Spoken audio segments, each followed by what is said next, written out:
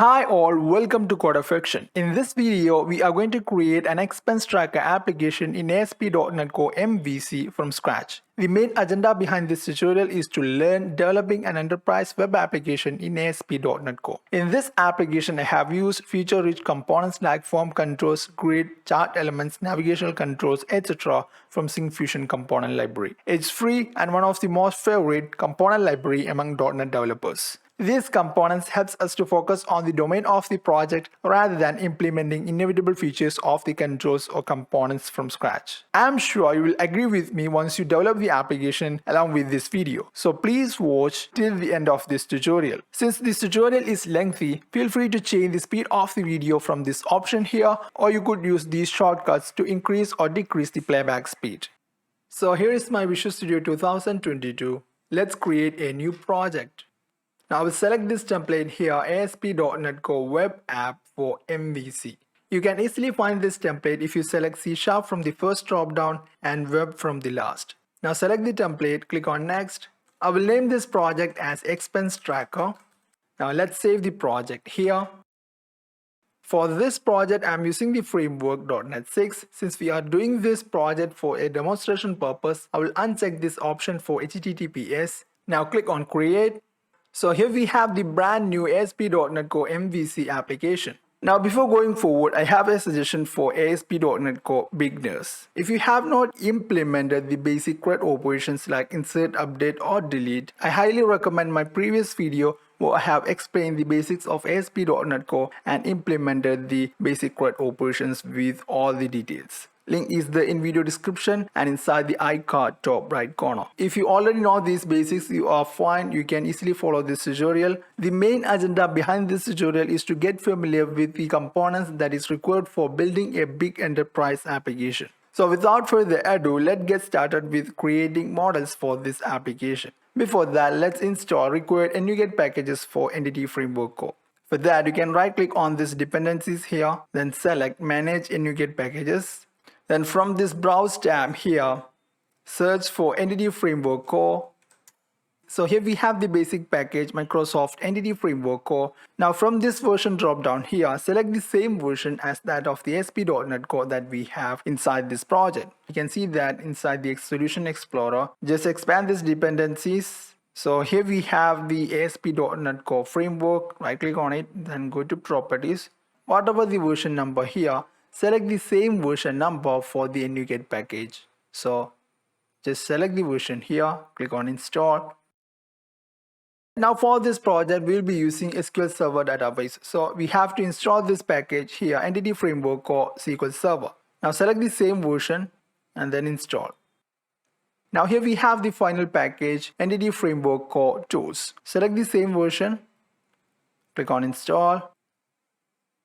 Now we have done with the installation of required packages. Now let's create model classes for required entities. So the first one is category. For example, salary, medicine, fuel, gadgets, etc. and etc. And then we have the transaction model itself, which is to feed the transactions that we have made in various expense categories in past days. So let's add those two entities as a model here. So add class, category. First of all, we have the primary key itself, category ID. We want this key as a primary key, so I will add this attribute here, key. Now we have to add the corresponding namespace. For that, you can use this shortcut, hold Control, then press period or dot simple. Now select this using statement here. After that, we have the title, then icon, meaning for each category, we will be having an emoji icon to easily identify the category. So here is the property icon. Finally, the type of the category, meaning whether it is income or expense.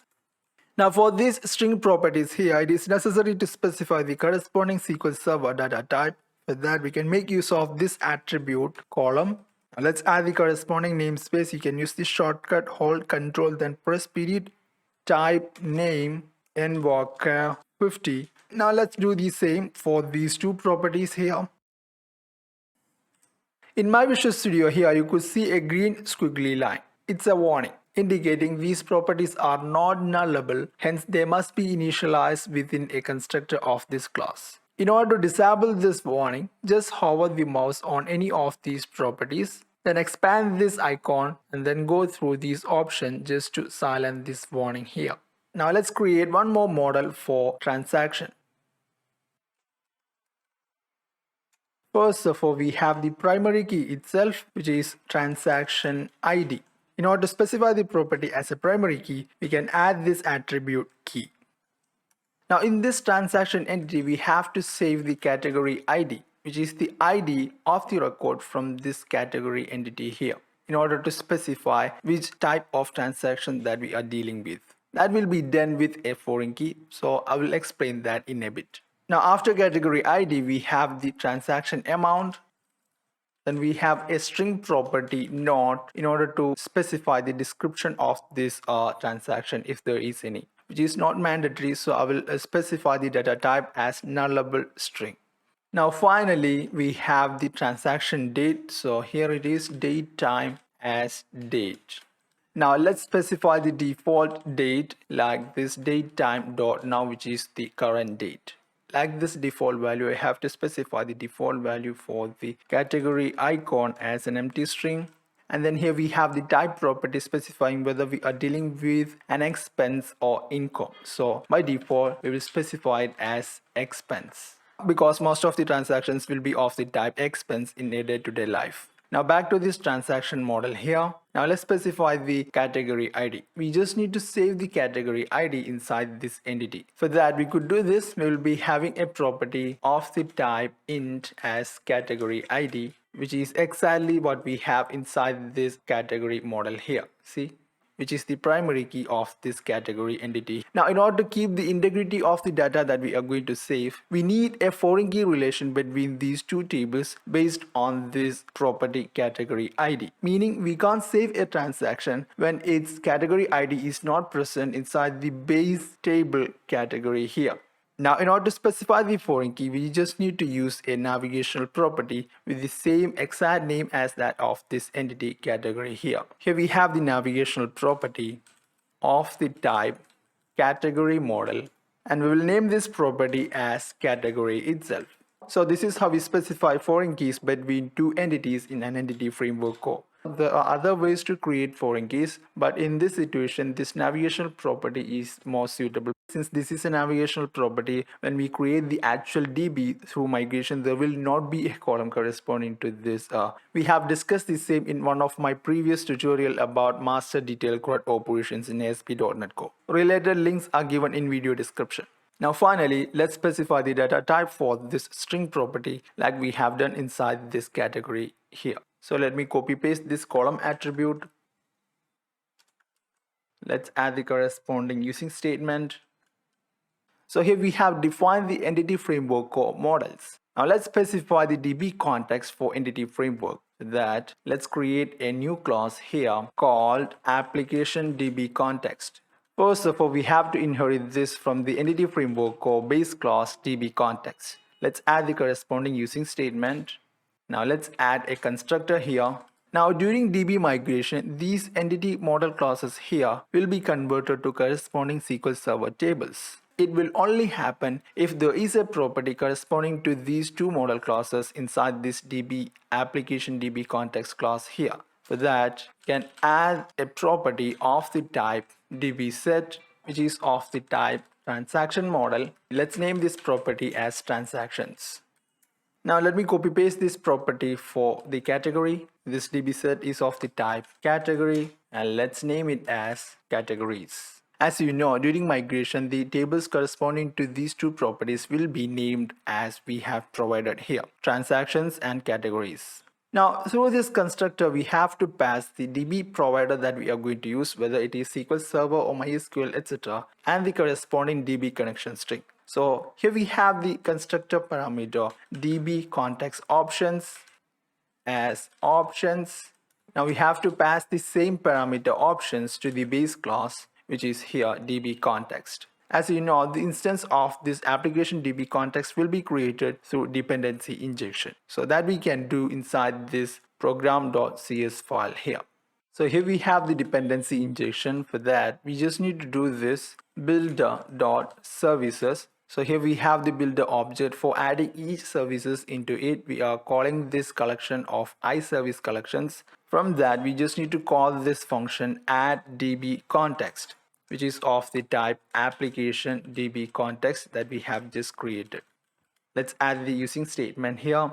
Now into this function, we have to pass the value for the constructor parameter. So here we have the lambda expression with this parameter options. We just need to do this options dot use SQL server function can be called. So by calling this function, we are telling that we are going to use SQL Server DB. Now in order to use this function, we have to use this namespace here, entity framework core. Into this, we have to pass the connection string for the DB that we are going to use. That we can do inside this app settings.json file. For that, we could do this. Here we have the connection string. Inside that, we will provide a connection string with a name dev connection. So first of all, we have the server, then database, and then we are using the local authentication. So I would set this trusted connection as true. In order to execute multiple query batches at a time, we can set this property multiple active result sets. Now let's provide the SQL Server instance name.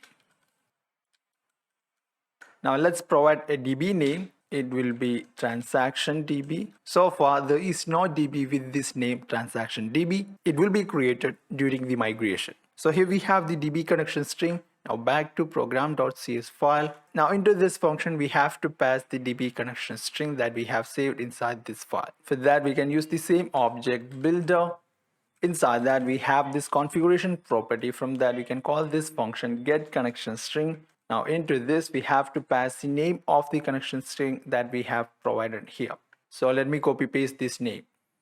So everything is set for the DB migration. Now before doing the actual DB migration, let me open my management studio.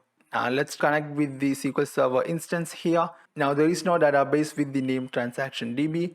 Now let's do the DB migration. For that, first of all, we have to build this project. After successful build, open package manager console.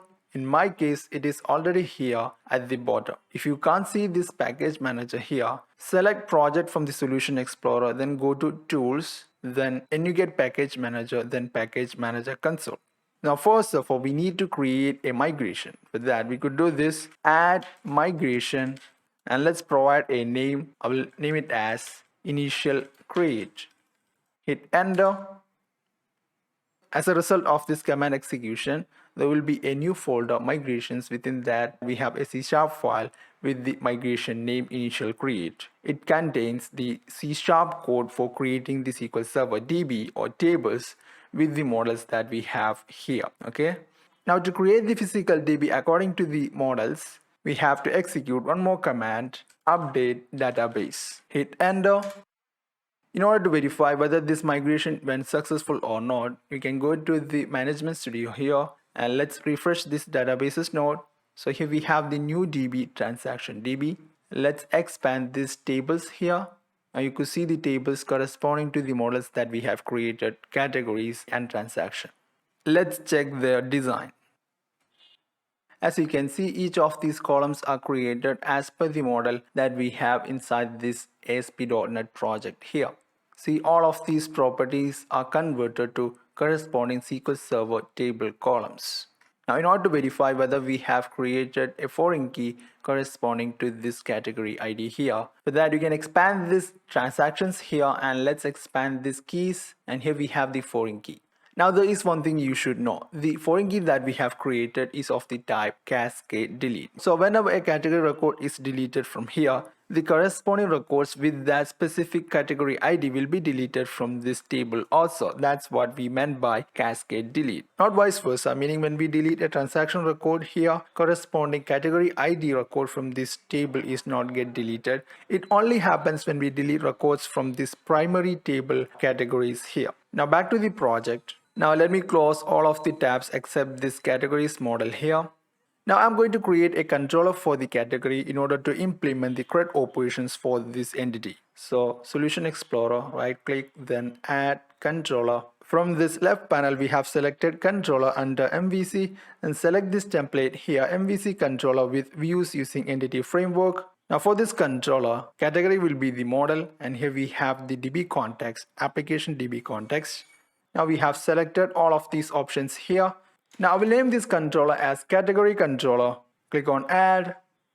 You might get errors like this during the creation of the first controller inside a new MVC project. This error here is because of version conflicts in install and NuGet packages. So in order to fix it, first of all, let's close all open windows related to creating the controller. For some of you, you might be able to successfully create your MVC controller.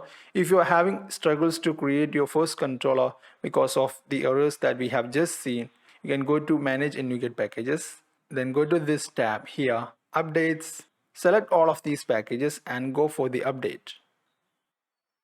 After successful update, back to Solution Explorer. Let's try to create the controller again. Controller name will be category controller.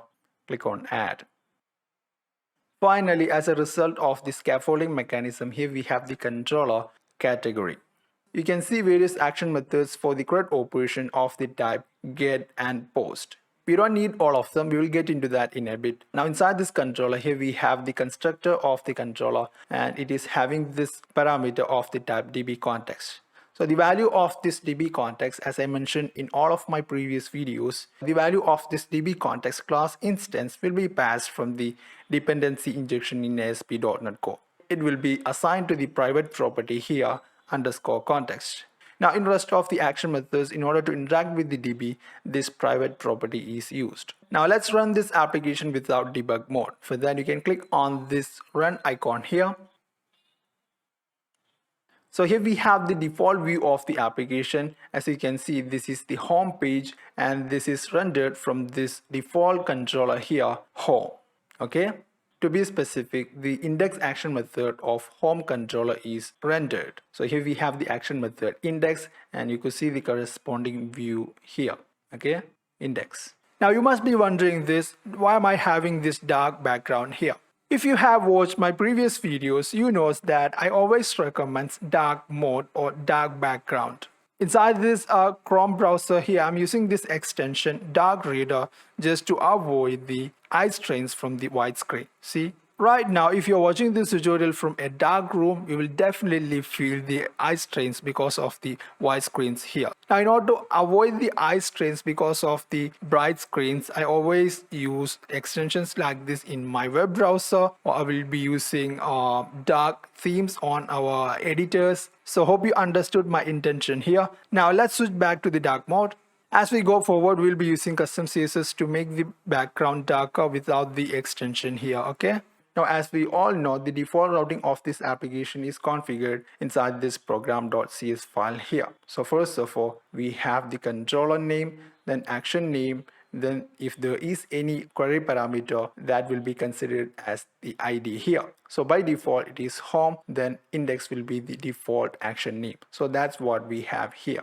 Everything is by default value, home, then action. Now let's navigate the index action method of this category controller here. See, here we have the index action method get of the category controller. For that, we could do this category /index.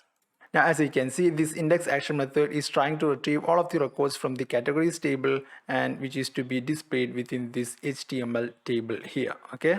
Now before getting into that, let's configure this project for incorporating SyncFusion components. So here is the official website syncfusion.com. Now SyncFusion is one of the most popular name in this field of UI components. Most of you might have already heard of them. Their components are available in almost all frameworks, whether it is in web or desktop or mobile applications.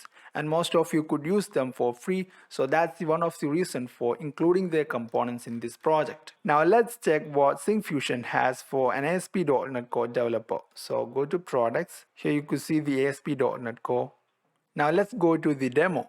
Now for ASP.NET Core, SyncFusion got around 70 plus components, which is more than what we need in almost all cases. So here we have a list of top SyncFusion components for an ASP.NET Core project. Now if you click on any of them, you can see their previews or demo. Now let's try this chart here.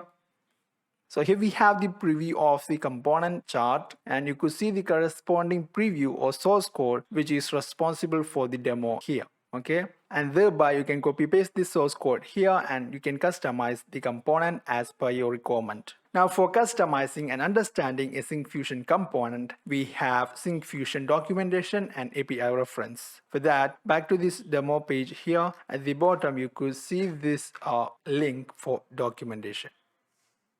So for each component available in SyncFusion, you could see a detailed explanation here, how to use them and how to customize them as per the common requirement. For example, let's expand this date picker. So here we have the various discussion on this same component. And under this how to session, we have various customizations of this component. And along with this documentation, here we have the API reference for each of the component available. So basically an API lists out all of the constructors, properties and methods available for a component so that you can really understand the component in depth. If you have any doubt, you can go through their forum here. So all of these necessary links are given in video description. You can go through them later. Now with that being said, let's check how to add or configure our ASP.NET Core MVC project to include these SyncFusion components. So here we have the SyncFusion documentation. Now first of all, we have to install the required NuGet packages for the components. So here we have the core package, which is EJ to ASP.NET Core. And along with that, we have to install these two dependency packages. Below that, we have various sub packages. It will be necessary based on your requirement. For example, if you want to work with spreadsheet, you have to install this package. Or if you want to work with Word, you can install this package here. Like that, we have various sub packages here. For this project, for our project, we only need this core package here. So let me copy this package name from here and back to the project. And let's try to install this NuGet package. So here we are within this browse tab. Now let's search the package here. So here it is. Let's install this latest stable version.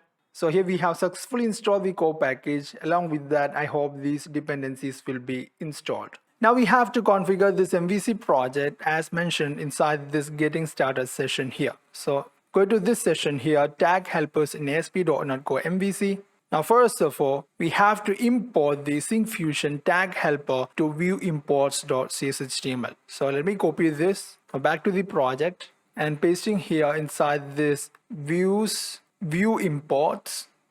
So here it is. Now we have to add this start sheet reference to the default layout page. So here we have the layout page under shared folder. We have to paste that inside this head tag here, just above this site.css. I will tell you why. The start sheet that we have inside this head tag is rendered in the same order as we have given here. Now this start sheet site.css is a global start sheet in any MVC project where we can add our custom CSS. Now the reason for keeping this start sheet at the bottom is that we can override the start rules defined in about start sheets here. Okay.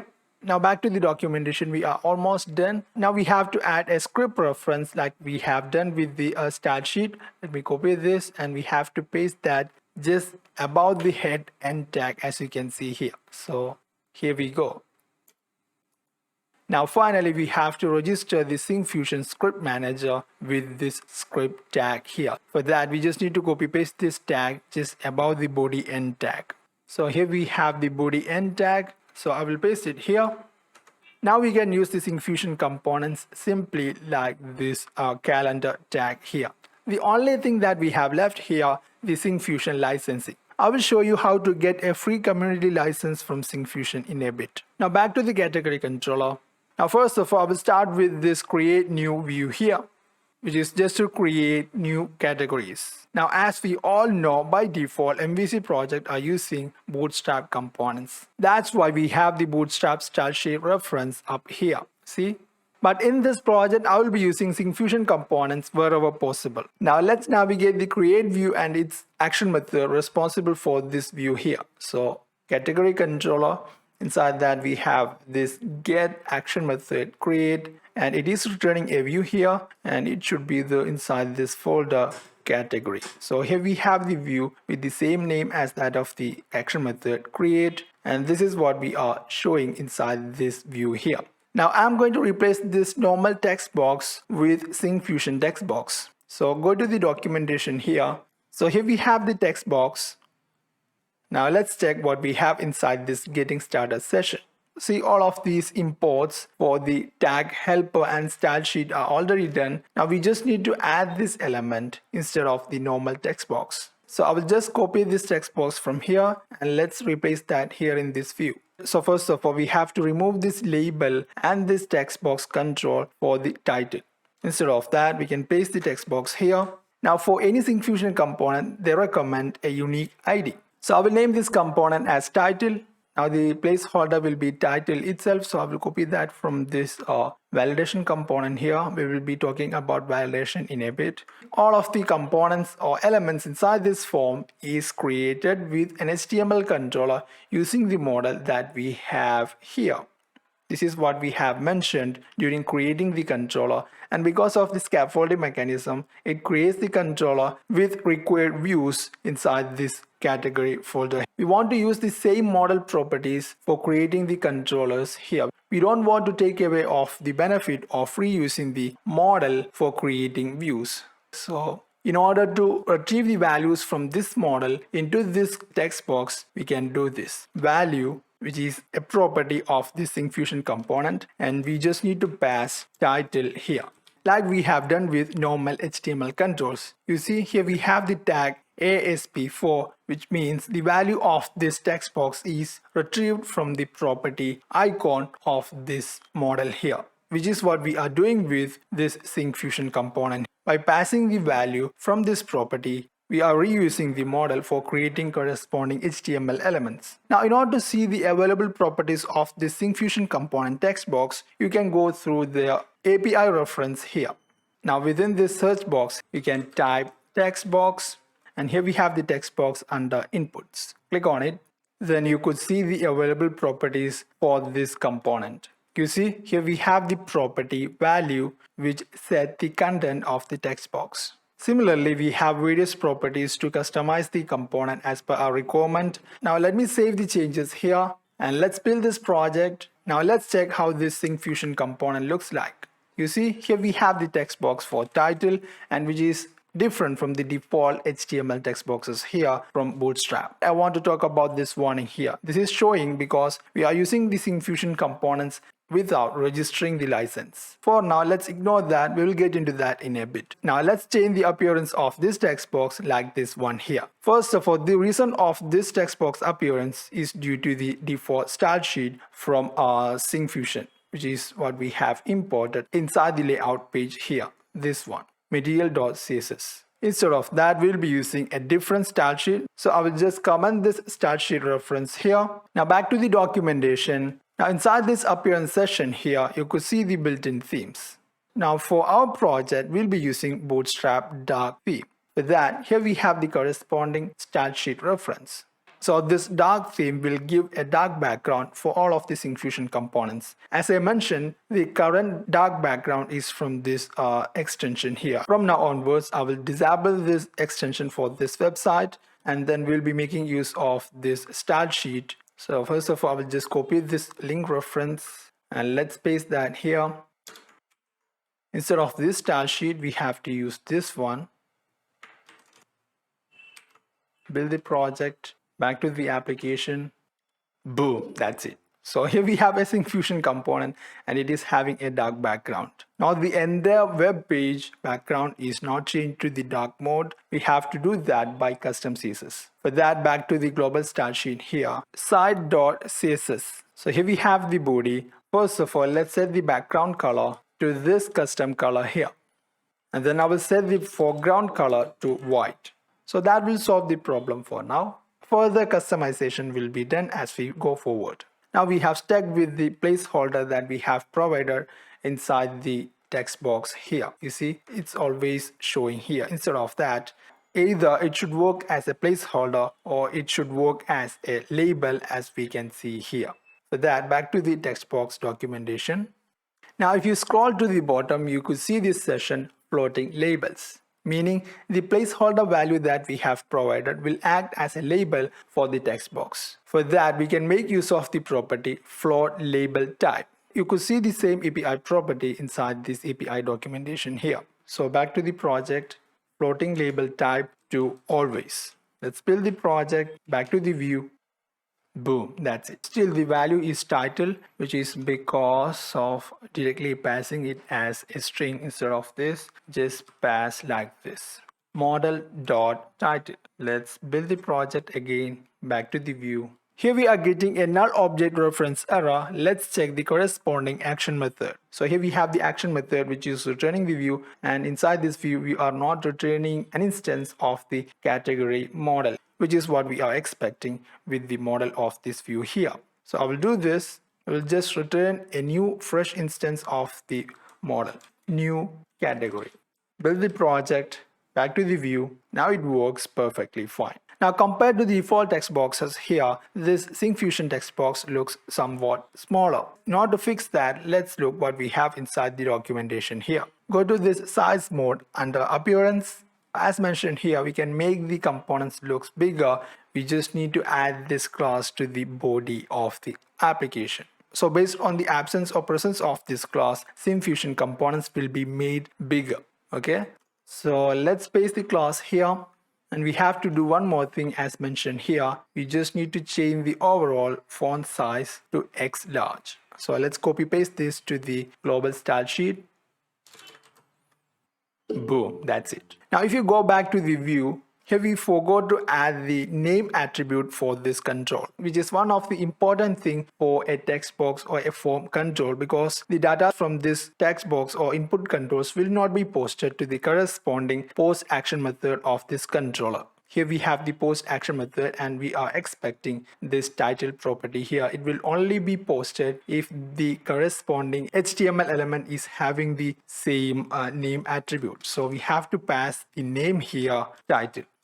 But you might be thinking it is better to use normal HTML elements instead of SyncFusion components, because we are adding attributes which are not needed with the default method because of this ASP4 attribute. The default ASP4 attribute will append name and value from the map property to the corresponding input control. So if you are a lazy person like me, or if you have thought like that, SyncFusion has a solution like this one here. Here we have the attribute ASP4. Let me copy paste that here. Instead of this ASP, we just need to use this prefix EJS.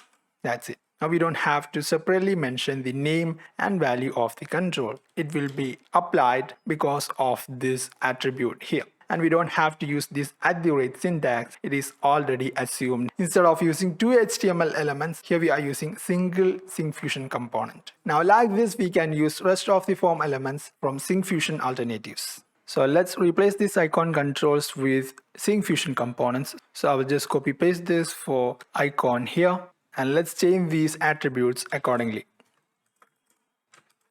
So here it is. Now it's necessary to have a considerable gap between these form elements. Now currently the controls are wrapped within this bootstrap class form group. Instead of that, I will use this bootstrap class margin bottom of the rate 3. So I will be applying the same class for rest of the form elements inside the application. Now before going forward, I know this thread license warning is really bothering you. So let's look how to configure the app for a community license from SyncFusion. So here we are inside the official website. Now click on free trial here. At the end, you could see a section called free products. So here we have the community license, which offers a free license for organizations with maximum 5 users and maximum $1 million revenue. I hope most of us are eligible for this community license. So click on download here. Now we have to sign in with the credentials of either of these platforms. So I will go for LinkedIn. Now if you don't have a LinkedIn profile, please make one and use the same credentials and then sign in. Then accept the terms mentioned here. Now as a final step, you have to provide the company name and phone number. Now I want to remind you something here. Make sure to provide a valid contact number. They might want to know whether you are eligible for the community license or not. Now accept the terms and conditions from SyncFusion. Now click on create. So here we have successfully created the account. Now in your email inbox, there will be a new email with the welcome message, and here we have the link for creating a password. This password is not necessary for the MVC application here, but for future login operations, you need this password. So make sure to create one. Now currently there is no license added to this account. Now to add the community license, you can go to this URL here, downloads/community license. I have given the link in video description. So here we have the message saying congratulations on claiming your free community license. Now expand this drop down here, go to my dashboard, then under license and downloads, go to downloads and keys. So here we have the community license added to our account. Now we'll be using the keys here to configure the app. Now we have to register the license inside this MVC application. The documentation here will guide you through the process. So here we have the session for licensing. First of all, we have to generate the license keys, which is just by selecting this option here, get license key. Now we have to specify the platform, which is ASP.NET Core. Now we have to select the version that we are using, which is clearly mentioned inside the reference that we have used inside the layout page. See, here we have the version. Make sure to select the same version from this drop down here. Click on Get License Key. So here we have the generated license. Now we have to register the license with the key that we have just created. So here we have the steps for .NET 6 and which is here. So we just need to copy this, paste that inside the program.cs file. Now let's copy paste this license key.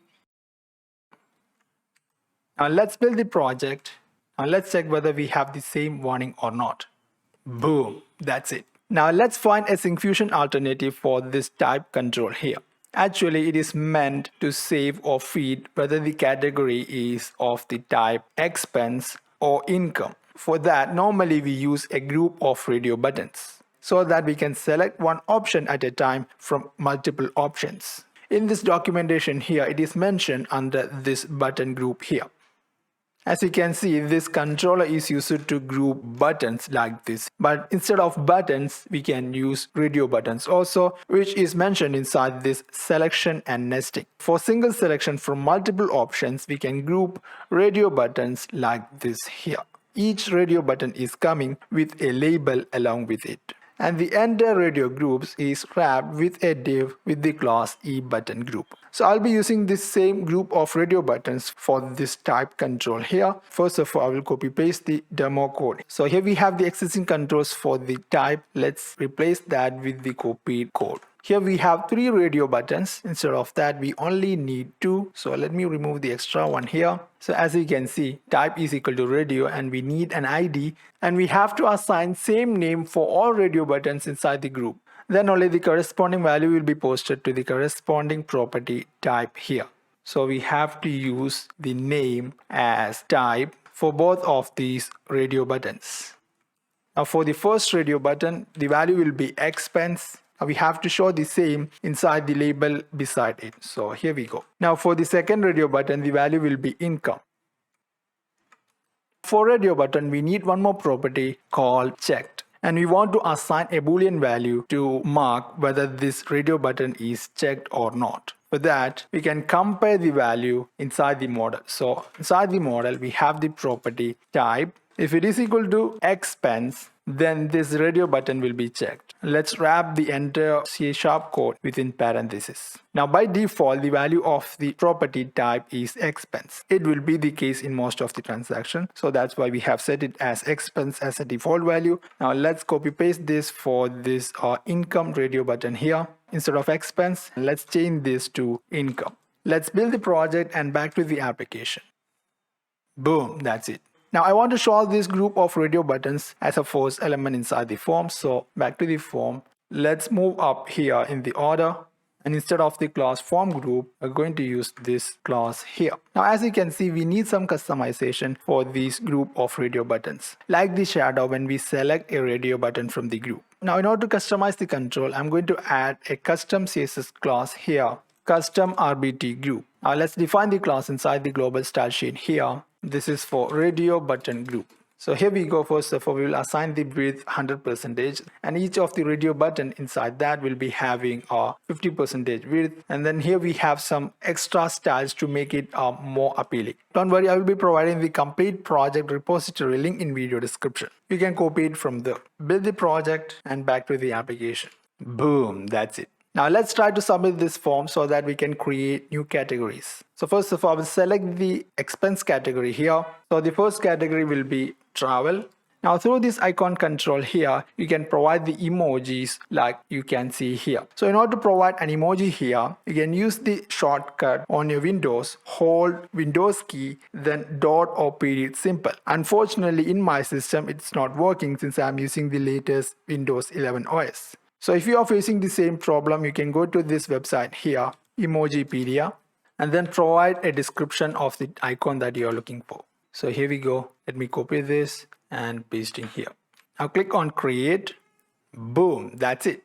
So hope you can see this category here, travel, with the icon that we have provided. We'll be replacing this normal HTML table with SyncFusion Grid, which is having plenty of features that you can benefit from. So I will be getting into that in a bit. Now you can verify whether this record is inserted to the table or not. So here it is. Now let's create one more category of the type income. It will be salary. Now let's copy an image from here. I will look for type so that it will imply something professional. Submit the form. That's it. So the radio button group is working perfectly fine. Now before replacing this HTML table with the grid component, let's deal with the edit operation or update operation. For that, here we have the hyperlink edit, and here we have the edit form with corresponding category details. Now this view here is different from the create view that we have just designed here. Okay, this is designed with the create view here, and this edit form is designed with a separate view under this folder category here. Okay, and you can see the corresponding get and post action methods for edit operation. As always, I will be combining this both create and edit operation into one action method, and same in case of the view also. Let me show you that here. First of all, I will be removing this edit action methods, both get and post, and let me rename this create action methods here as add or edit. Let's do the same for this post action method also. Now let's delete this edit view here, and let's rename this create view to add or edit. Now we have to modify these hyperlinks here. So back to the index view. Here the action method will be add or edit.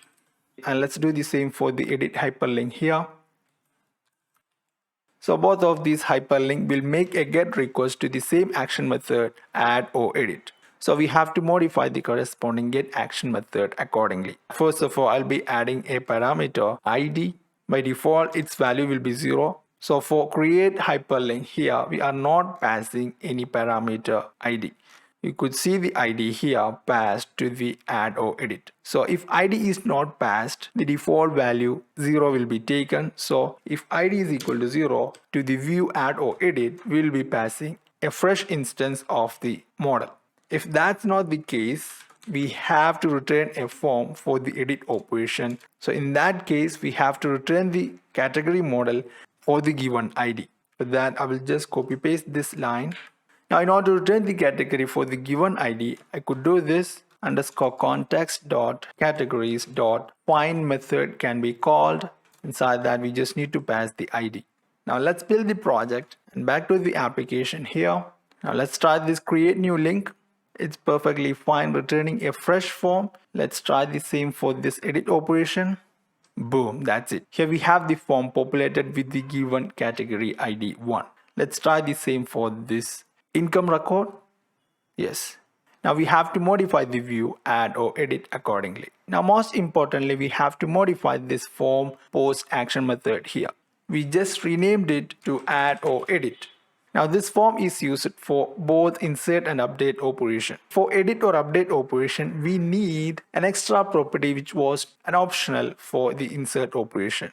If you check the post action method here, we have binded these properties from the form: category ID, title, icon, and type. For category ID, there is no input control inside the form. So while posting this form, the value corresponding to the ID will not be posted to this action method here. It was not required for the create or previous operation. Since we are combining both insert and update operation, in case of edit operation, it is a must. For that, let's add an input hidden field here. Name it exactly as the property name category ID. And let's assign the value from the model. Now previously while designing the form for insert operation, I forgot to replace this button with the SyncFusion button. So let's do that before going forward. So you could see the documentation for button here. Here we have the corresponding tag EJS button. So let's replace this entire div with the button EJS button.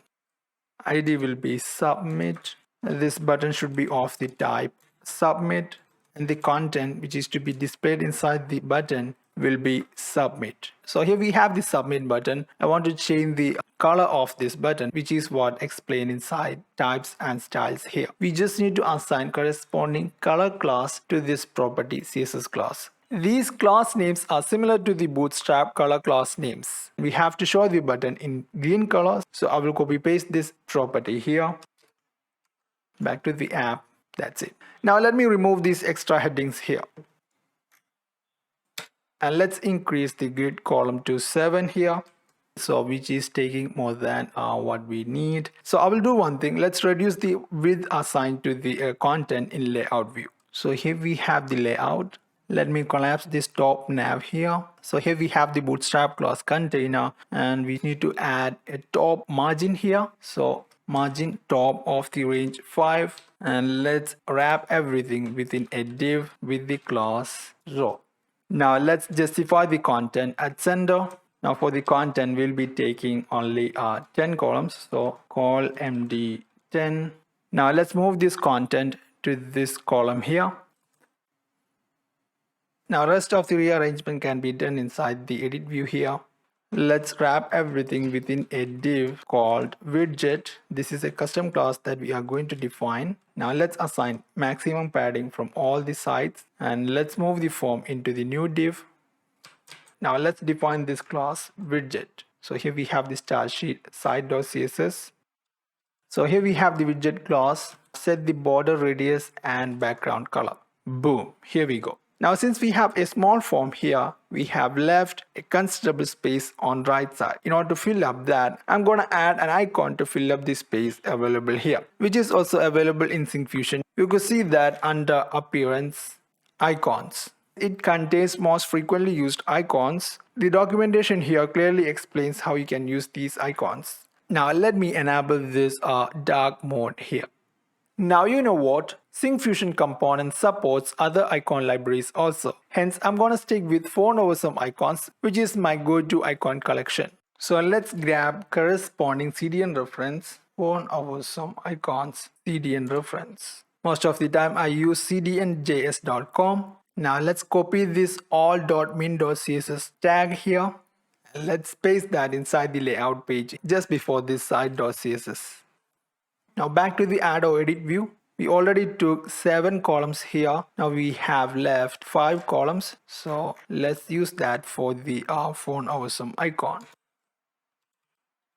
Inside that we'll be having a div with the class that we have just created, which is widget. Now we just need to find an appropriate phone over some icon for category. So go to the corresponding website phoneoversome.com/icons, and I will be looking for this icon here, shapes. This one, which is more suitable for indicating categories. Click on this I tag, it will copy to the clipboard and paste it over here. Now to enlarge this icon, we can use this phone over some class part2xl. Build the project, back to the app. Excuse me. Sorry, it is showing just beneath the form. So here we have the column D7 div. So let's place it after that. Now for the proper alignment, we can use the Bootstrap classes. Now for 100% height, we can use this class. Display will be flex. Justify content at center horizontally, align items at center vertically. Now finally, let's apply a different background for this icon here. Now let's remove this hyperlink back to list, which is not necessary. Instead of that, we'll be using BreadCrumb from SyncFusion.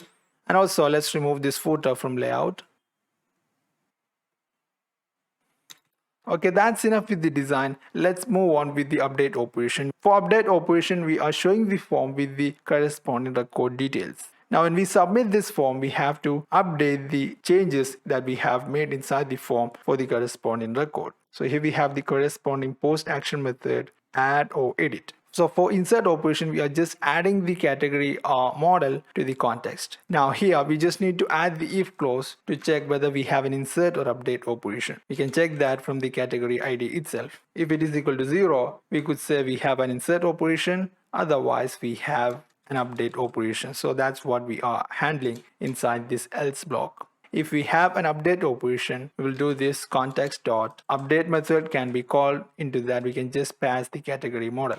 Independent of whether we have an insert or update operation, we just need to call this save changes async method. And finally, we will return the index view. Let me build this and let's check whether it is working or not. Now in order to check whether this is working or not, let me append few asterisk marks at the end, submit the form.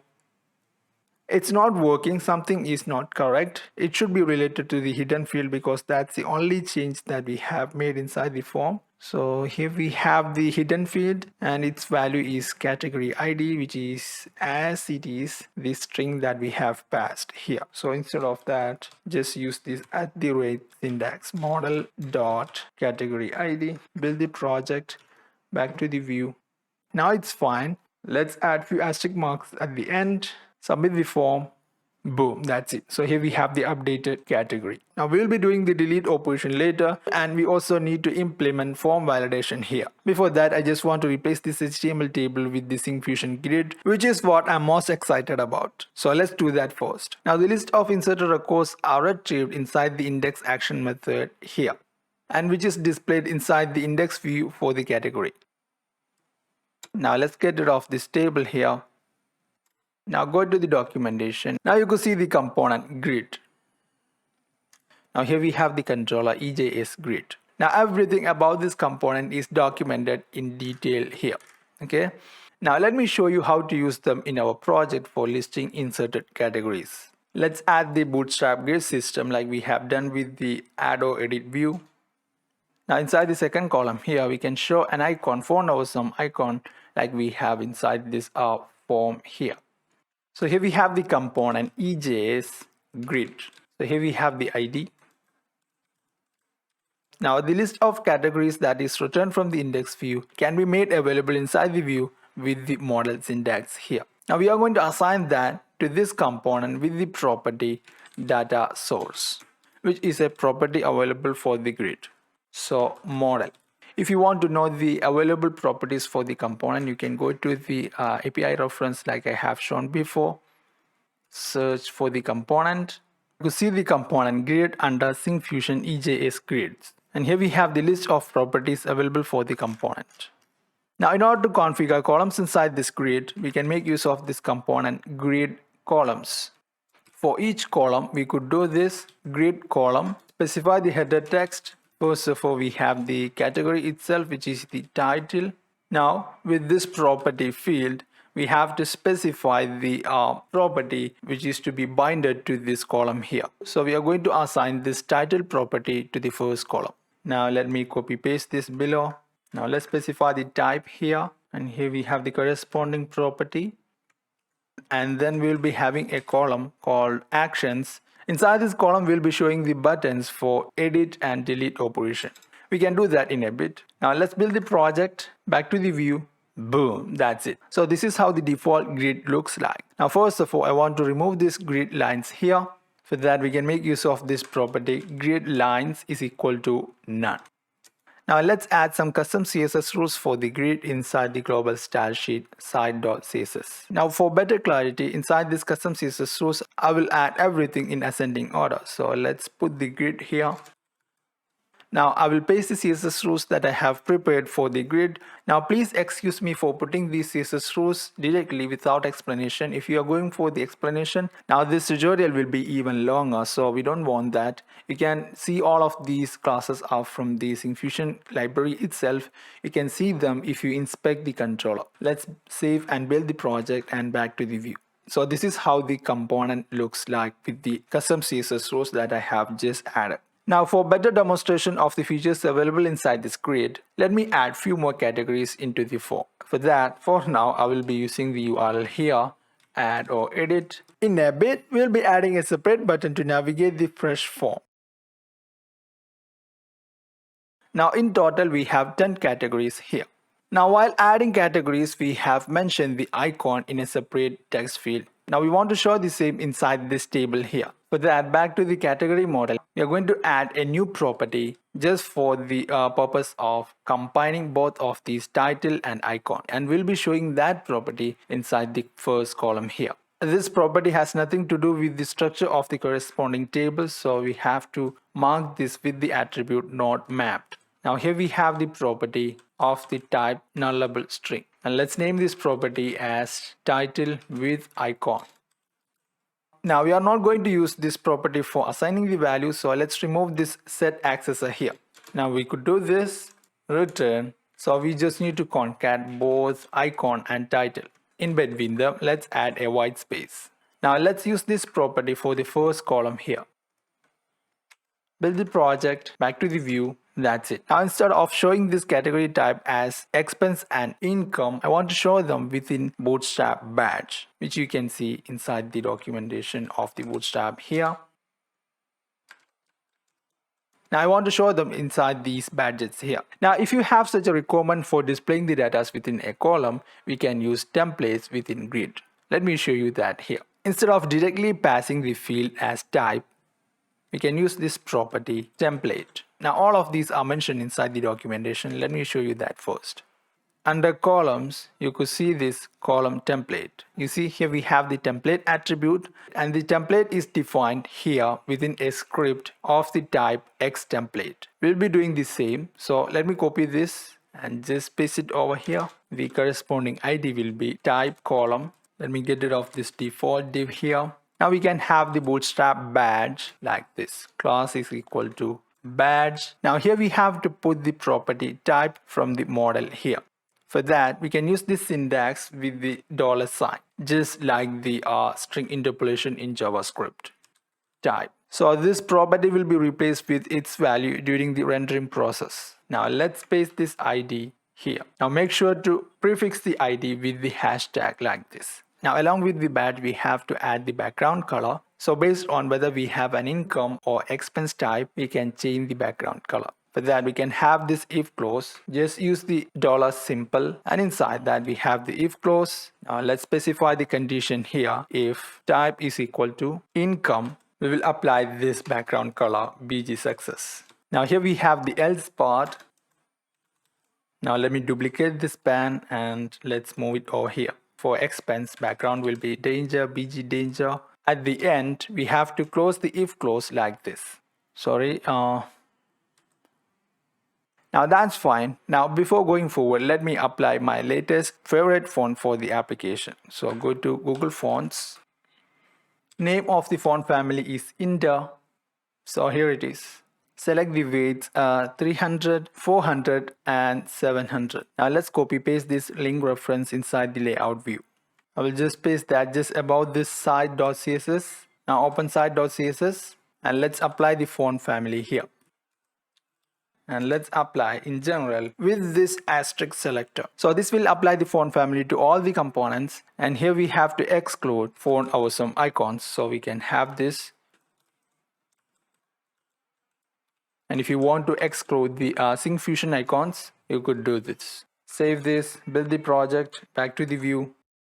That's it. Now we'll be populating this action column in a bit. Before that, let's apply the features like sorting and paging into this grid component here. We'll be using the default feature without any modification. You can check the documentation for further customization. So for sorting, we could do this. Allow sorting is equal to true. Now we could do the sorting like this. Now let's enable paging. For that, first of all, we have to set the property allow paging. Now here you could see the default paging. Now in the previous custom CSS rules that I have applied for the grid, I have customized these paging components also. Now if you want to customize that also, we can use this tag page settings. We can specify the page size here. For now, let it be 5. So here we have the first page and here is the second page. Now what about this last column, actions? Inside that we have to show the buttons for edit and delete operation. Before that, let me assign width for last two columns. For that we can make use of the property width. So these two columns will take the width as allocated here, and rest of the space will be allocated for the first column. Now in order to render the buttons for edit and delete, we have to use the template like we have used for this second column. Now let me copy paste this script template. The ID will be action column template. Let's paste that here. Now let's get rid of this if clause. Now let's enclose everything with this div. Display will be flex row, then justify content start. Now first of all, we need an HTML element for the edit operation. So here we have an anchor element, and let's apply these bootstrap classes here. Now for an edit operation, we just need to make a get request to this action method add or edit with the corresponding ID. So we'll be passing the corresponding URL here, /category /add or edit, and here we just need to provide the ID for the corresponding record. With that we can make use of the string interpolation, as you can see here, category ID. And remember these properties, category ID and type, are present inside this data source that we have assigned. Now within this hyperlink, we will be showing a phone awesome icon for a pencil. Let's save this and build the project. Back to the view. Something went wrong. I think we have provided the ID without the prefix #symbol. Yes, it is. The pencil icon for the edit operation is shown here, but it's not clear. Now let's try whether it is working or not. So here we have the record for travel category. Now let's change this title to the previous value. Submit the form. It is working properly fine. If you click on any of these buttons, you could see the outline. So let's deal with those appearances. So back to the style sheet. Here we deal with button styles. So here we have the button from Bootstrap. Let's customize it for the focus and active state. Outline, set it as none. Then box shadow to none. Now let's add few CSS rules for the hyperlink. Let's disable some default hyperlink styles. For that, we'll be using this class no anchor decoration, and for the hover state also text decoration to none, and let's inherit the color. Let's apply this class to the hyperlink here. Let's build the project. Back to the view. That's it. Now let's implement the final delete operation. For that, by default inside the controller we have two action methods. One is of the type get and one is of the type post. Okay, and here we have the corresponding view delete. As I have shown in previous tutorials, in order to implement the operation, we only need the delete post action method, and we will make a post request using a form element from the front end. So I will get rid of this get action method here, and let me remove this delete view also. And this method is no longer needed in this project, so let me get rid of that. Now let me check what are the unused methods or action methods inside the controller. Here you could see the action method details of the type get. It's not that helpful to show the details of a record, so I will just remove this get action method here, and let's remove the corresponding view also. Now back to the index view. Along with this edit button, we need a button for delete operation, and also it should make a post request instead of a get request, as you can see here. The edit button is implemented with an anchor element here, and it is making a get request to this action method add or edit of the type get. But for the delete operation, it is always recommended to use a post request. We can delete requests within get request, but it is not a best practice because it is easy to make a get request with just passing the URL inside the web browser. It's not that easy to make a post request. We can even add more security into a form. Let me show you what I mean. Along with this anchor element, we'll be adding a form, and let's specify the action here. Let's specify the post URL, category /delete, then the ID of the record which is to be deleted. So delete, and the category of the corresponding row will be replaced here, and let's specify the method as post. Inside the form we just need a button of the type submit. Let's add few bootstrap classes, and here we have the custom class no anchor decoration, just to disable styles similar to the anchor element. Inside the button we will be showing a phone awesome icon, And let's apply the text color as danger from Bootstrap. So this is how the button looks like. Now if you click on this submit button, it will make the post request to the corresponding action method here, and the corresponding record will be deleted because of the default code within it. First of all, it will check whether the DB set is null or not, and then it will retrieve the corresponding record for the given ID which is received with the ID parameter here. If there is such a record, then corresponding record will be deleted, and finally we will be redirected to the index method. Now before making a post request for the delete operation, it is always recommended to get a confirmation from the user side, because delete is a loss of data. For that I will be using the JavaScript confirm method. So here we have the onClick event. Inside that we will just return the value from the confirm function. Now we have to pass the question here, are you sure to delete this record? Now there will be a syntax problem because we have enclosed this JavaScript code within the string, and inside that we have a nested double quotes. In order to avoid the confusion, instead of directly providing the double quotes, we could do this and simple, then quote, then a semicolon. Now let me copy this and let's replace these double quotes also. Now there is something we should be aware of. Now for any post action method created through scaffolding mechanism, you could see this tag here, validate anti-4G token. You could see the same for this add or edit post action method also. Now let me brief you how it works. The get action method of add or edit will return a view which is here, which is this form here. Whenever MVC renders a form into the view, it will also add the anti-forgery token. And while posting this form here, the same token will be returned to its post action method. So during the validation process, it will verify whether the received anti-forgery token is same as that we have generated and returned during the get action method. Now the same should be happen in case of this form that we have created. The only difference is that the anti-forgery token will not be there by default inside this form, because we are adding that as a template inside this script type here. So we have to explicitly mention we need an anti-forgery token for this form. For that we could use this html.anti-forgery token. Okay, let's build this project and back to the view. Let me delete this commission category. Now let's confirm the operation. Boom, that's it. So here we have implemented the correct operations using SyncFusion components. Similarly, next we are going to do the correct operations for the entity transactions. Apart from these SyncFusion components we have discussed, we'll be discussing about SyncFusion alternatives for commonly used components like drop-down list, date picker, numeric up-down, etc.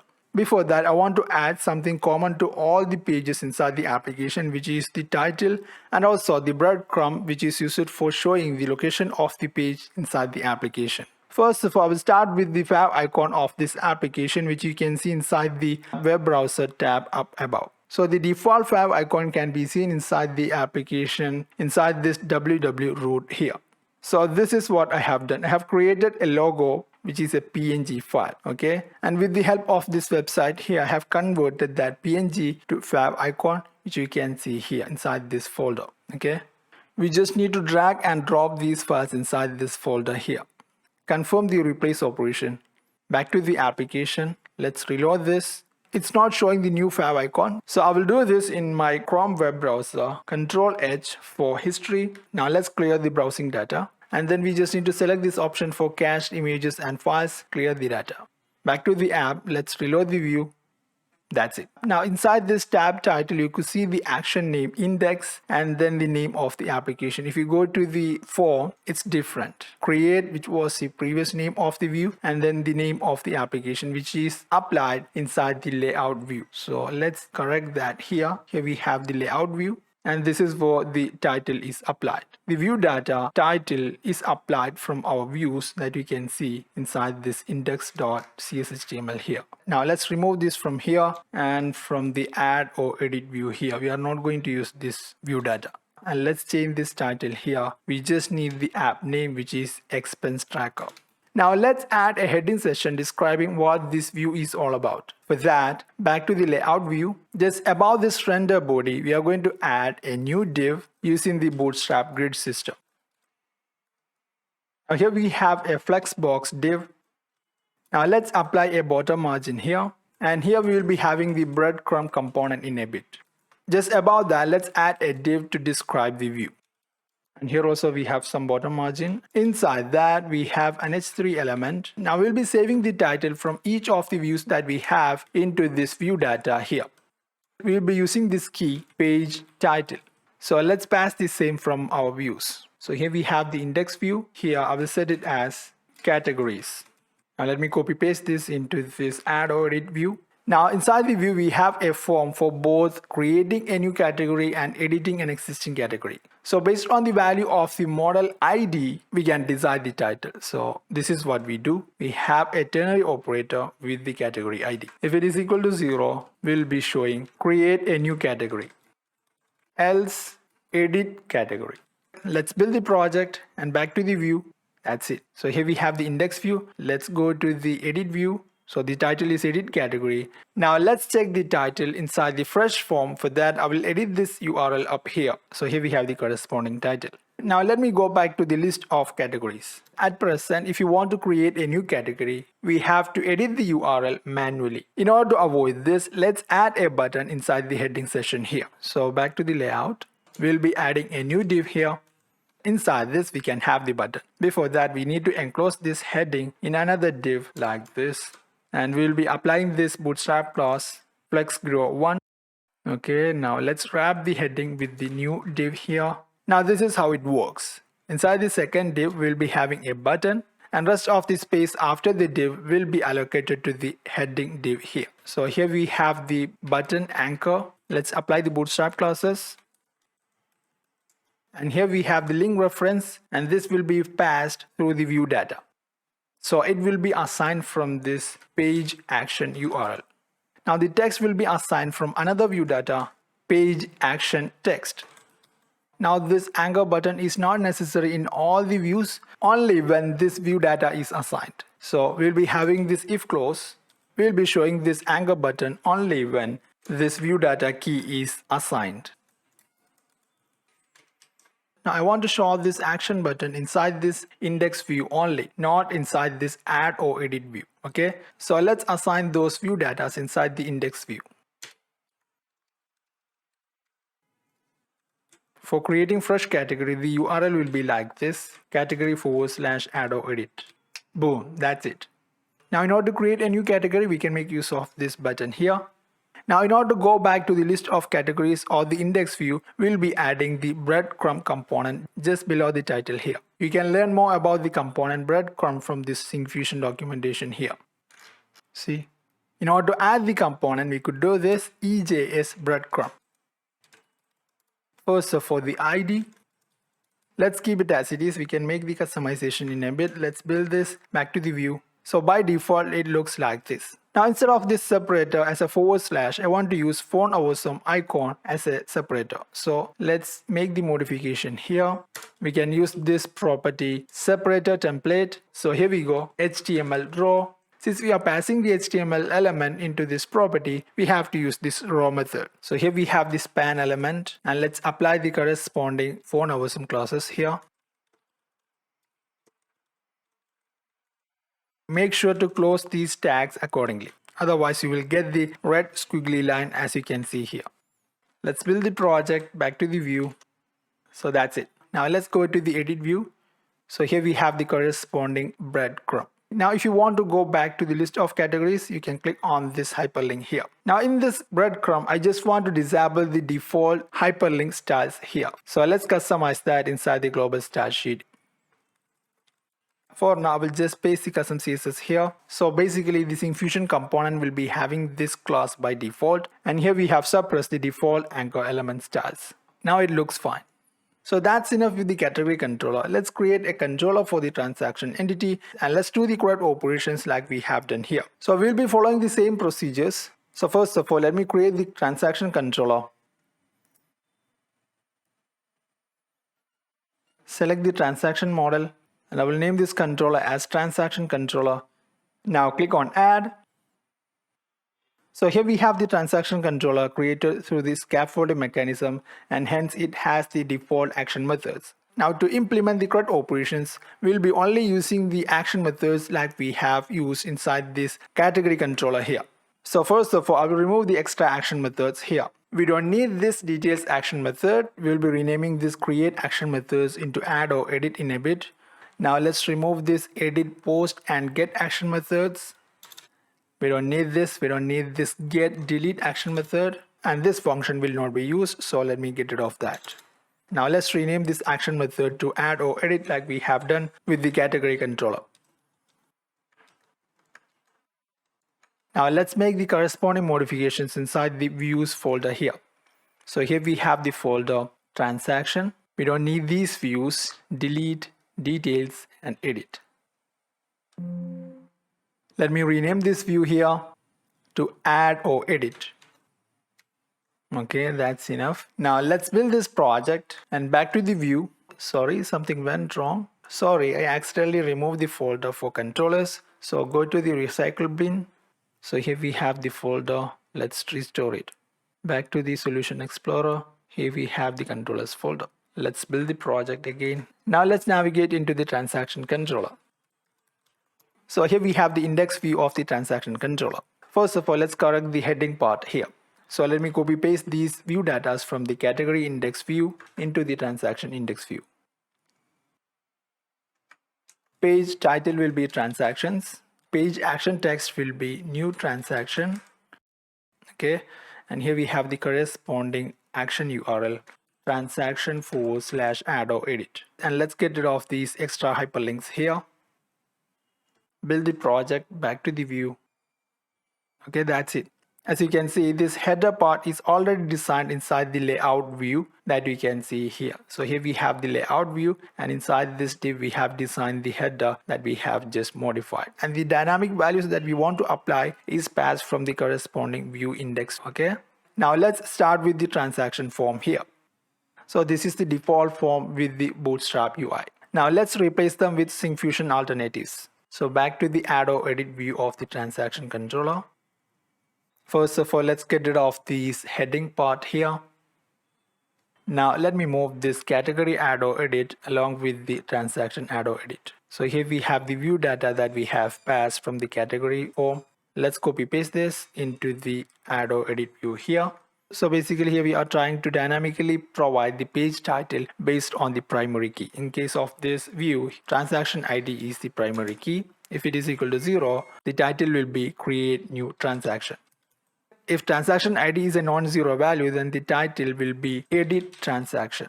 Now let's compare this add or edit view with the category here. First of all, we have applied this class called MD7.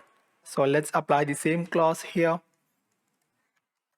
Now the form will be wrapped with a div like this.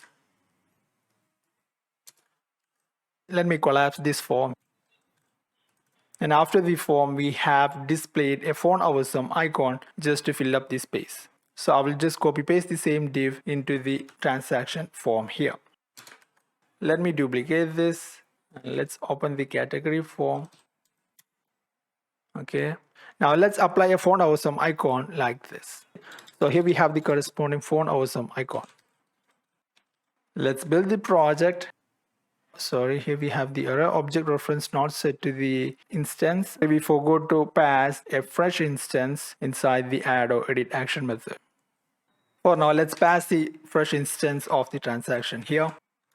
Build the project, reload the view. Now let me get rid of this back to list hyperlink. So here it is. Now let's replace these controls one by one with SyncFusion components. Before that, I think it would be better to switch the background color between these two widget divs here. Same in case of this category form.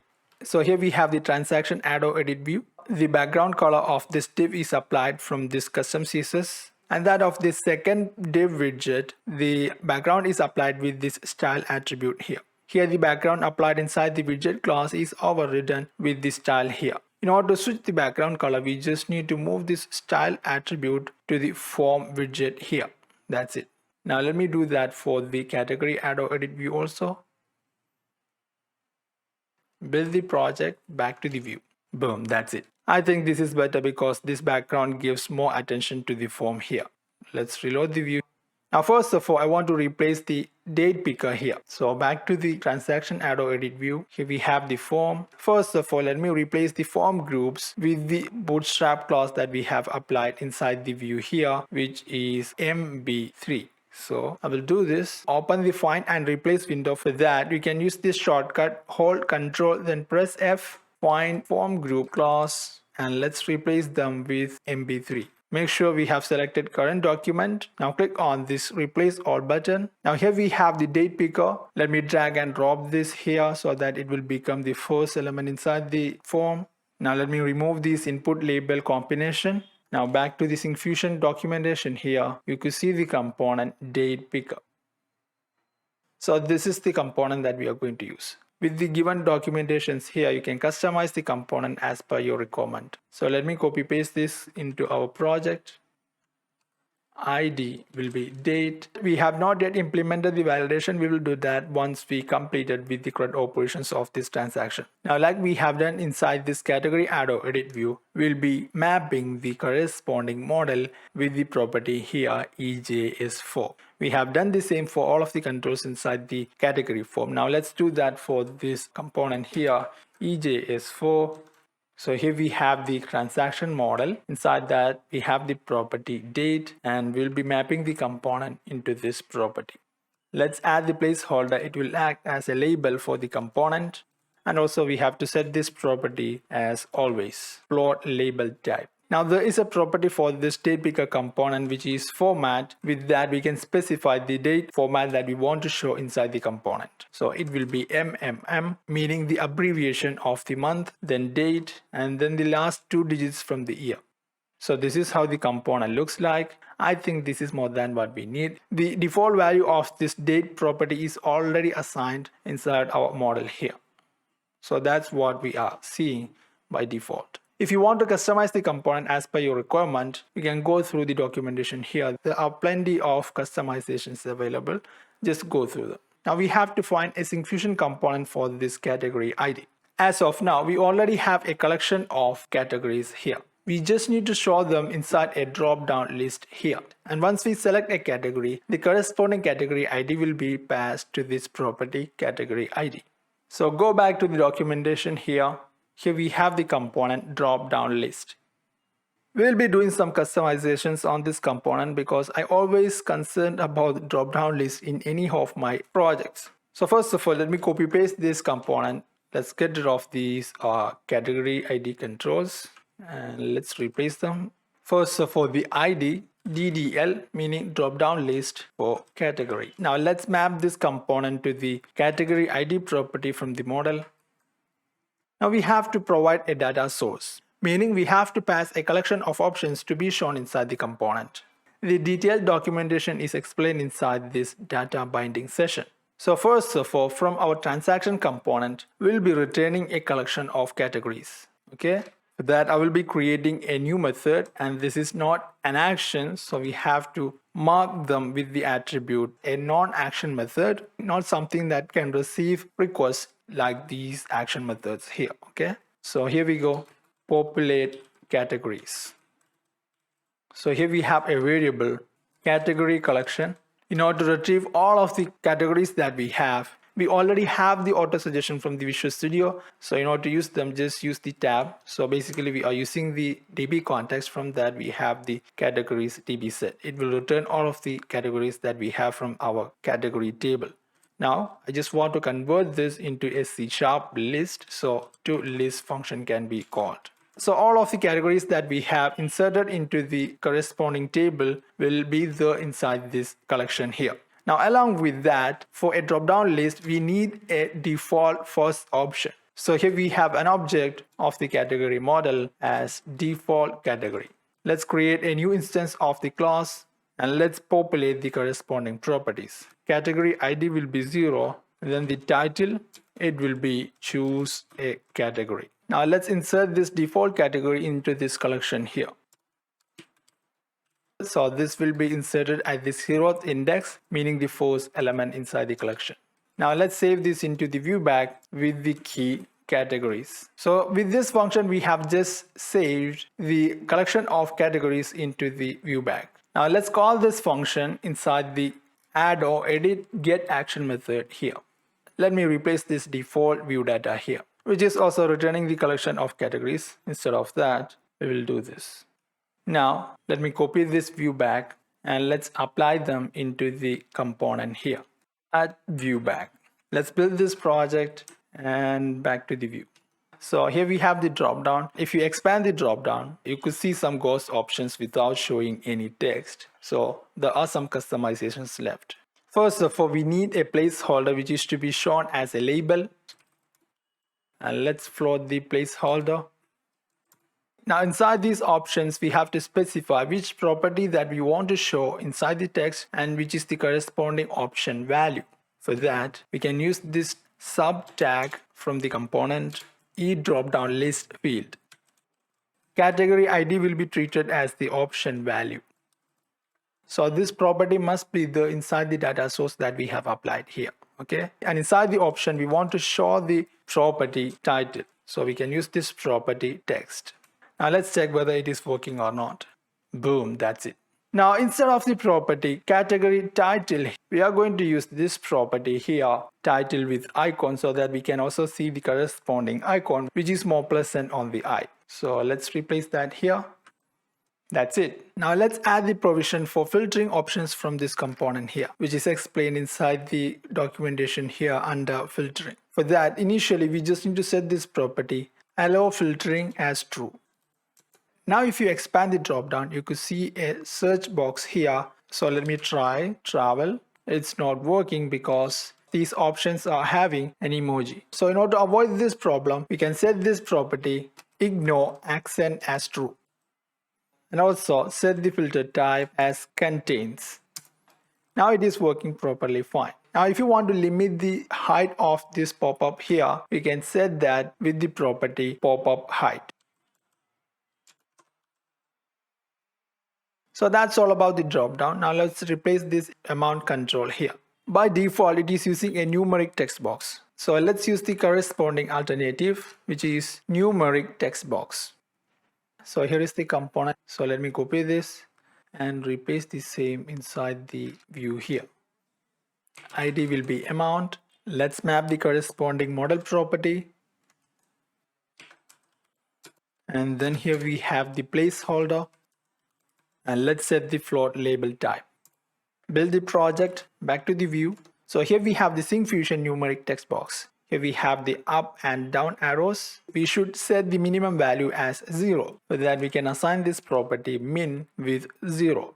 And for formatting the amount, here we have the property format. Into that we can specify the format C0, meaning currency without a decimal point. So here it is. Here we have the formatted amount, and here we can't go below 0. So that's all about the numeric text box. Now let's replace this final input text field for note, which is just to enter the remarks or description of the transaction. It will be a normal text box like we have used inside the categories form here, like this title. So let's copy paste the corresponding component from the form. Let's get rid of these default HTML elements, and here it is. This is for note. Placeholder will be note, and the corresponding property mapping is to the property note. So this will be a normal text box. We want to make it a multi-line text box for entering multiple line descriptions. For that we have to set this property multi-line. Let's try whether it is working or not. So that's all about the form controls. Now let's replace this submit button here. That I will copy paste from this category form. So here we have the category add or edit view, and let's copy paste this button.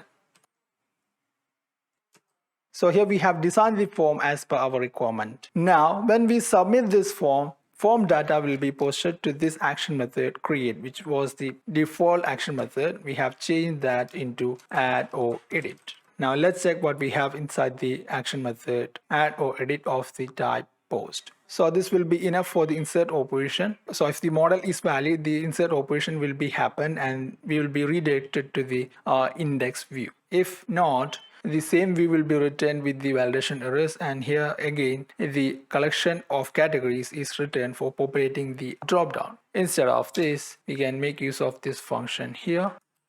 Validation of these entities, transaction and category will be done later. For now, let me tell you this. This property category of the type category is added as a navigational property just to form a foreign key between these two entities, category and transaction. So during the validation, we will get a validation error for this navigational property because while posting data from this form will not be posting values for this property category. Only these properties will be binded. So in order to ignore validating this navigational property here, we will make this property as nullable by just adding this question mark at the end. Now let's build this project and let's check whether the insert operation is working or not. When we start using an expense tracker application, first of all, we will be entering the cash, that is what we have currently, or you could say cash in hand, and I have added a category here, open balance. Let's enter the amount here, say 10,000, and here we have the description cash in hand. And let's set the date, 1st January of this year. Submit the form. Boom, that's it. So here we have successfully created a transaction. Now we'll be replacing this table with SyncFusion Grid after the edit operation here. First of all, we have to change this hyperlink text action method to add or edit. So here we have the index view of transaction to add or edit. Now this hyperlink will make a GET request to the add or edit action method of the transaction controller here. Currently this action method will return a fresh form for the insert operation. Now to incorporate the edit operation, first of all we'll be adding an ID parameter. By default its value will be 0. If ID is equal to 0, then we have an insert operation. Else we have an update operation, so we have to return the form with the corresponding values populated inside the form. For that, I will just duplicate this line and let's move it over here. Let's copy paste the similar statement from the category controller. Here we have transactions DB set. So here we are returning the corresponding transaction record for the given ID. So let's build this project and back to the view and let's test this edit hyperlink here. That's it. Now inside this form, like we have done with the category, we need to add one more input hidden field for the primary key, like we have done with the category here. This hidden field is added just to return the value of the primary key when we submit the form. So let me copy this and pasting over here inside the transaction form. Name will be transaction ID and let's modify this property accordingly. Now let's update the post action method add or edit for the update operation. Inside the action method, we already implemented the insert operation. The insert operation will be happened if the primary key is 0. So here we go, transaction ID if it's equal to 0, else we'll do the update operation. Context.update transaction. That's it. Build this project and let's check whether the update operation is working or not. Let's change this amount to 12 grants, submit the form. Boom, that's it. Now let's deal with the transaction grid. It is almost similar to the grid that we have inside the categories here. We don't want to go through the same explanation again, so I will copy paste the code from this grid into this transaction index view. And we'll be explaining things that are new to the transaction grid. So here we have the category index. So here we have the entire bootstrap row. Inside the first column we have the grid, and inside the second column we have this phone awesome icon. Actually, instead of this background color, I will use the background color from the widget class that is applied here. Okay, now let me copy this entire row and let's paste that inside the transaction index here. We'll be using the same phone awesome icon that is used for the transaction form. So let me copy paste this. Now let's deal with this grid here. ID will be transactions. Let me move this tab along with this transaction controller here. From this index action method, we are returning a collection of the transactions that we have inside the table.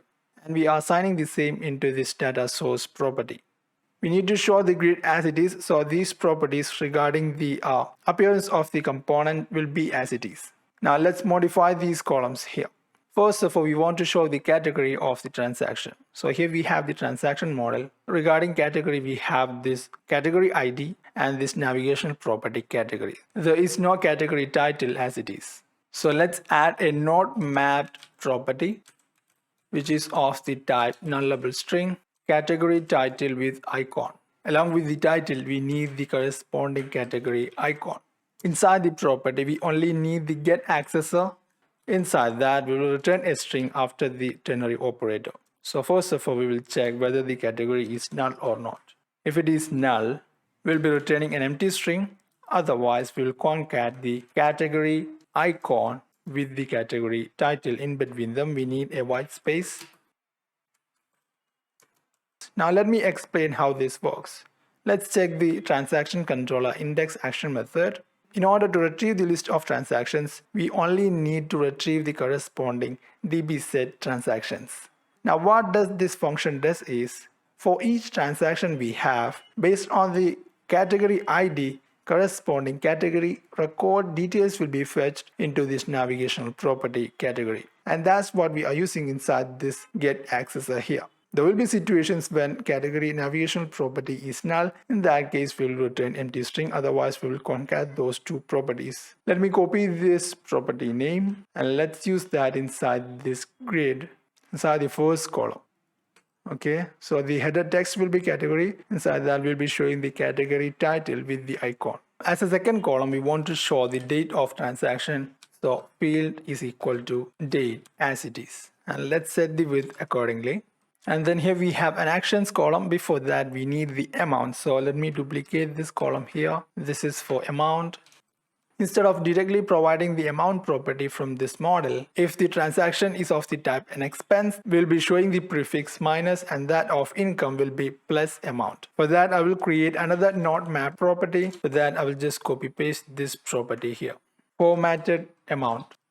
First of all, we need to decide the prefix plus or minus based on the type of transaction. Into that, we'll be concatenating the amount, and let's format that into our currency. So here we have the corresponding format type C0, currency without decimal. Now inside this ternary expression, we have to decide the prefix. So here we have the condition. I will wrap the condition again in another pair of parentheses. If category is equal to null or category type is equal to expense, then the prefix will be hyphen or a minus symbol, and let's append a white space here. Else, plus will be used as the prefix. Okay, now let me copy this property and let's use that here.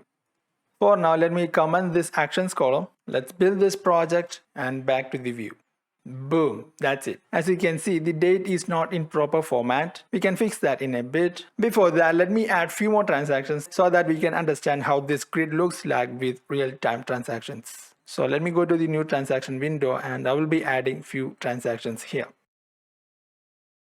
So finally, I have made 10 transactions. In order to see them all at once, I will change the page size to 10. So all of the features that we have discussed with the category grid will also work here. Paging is working and you can sort these columns accordingly. Now let's format this date column here. For that, we can make use of this property format. M D and along with this, we have to specify the type as date, not type of type. In order to align the data inside these columns, we can make use of this property text align. Let it be left. And let's align this amount column here to right. Now let's add the final column for actions. For that, let me uncomment this column here. Inside this category grid, we have used a template with this script tag here. I will be copying the same into the transaction grid. So here it is. ID as action column template, same is assigned here. First of all, we have a button for the edit operation. Here we only need to change the name of the controller. And this primary key also, transaction ID. And here we have the form for the delete operation. And let's assign this action attribute accordingly. Everything else can be kept as it is. Let's build this and back to the view. That's it. Now let's try to update this transaction. Let's change this amount from 250 to 300. Submit the form. So here it is. Now if we click on this submit button for the delete operation, it will take us to the corresponding post action method delete here. There is nothing to change. The default code will do the same as we have done inside the category controller. Now in order to check the delete operation, let me add one more transaction. Submit the form. You could see the newly added transaction inside the second page. Now let's delete this, confirm the operation.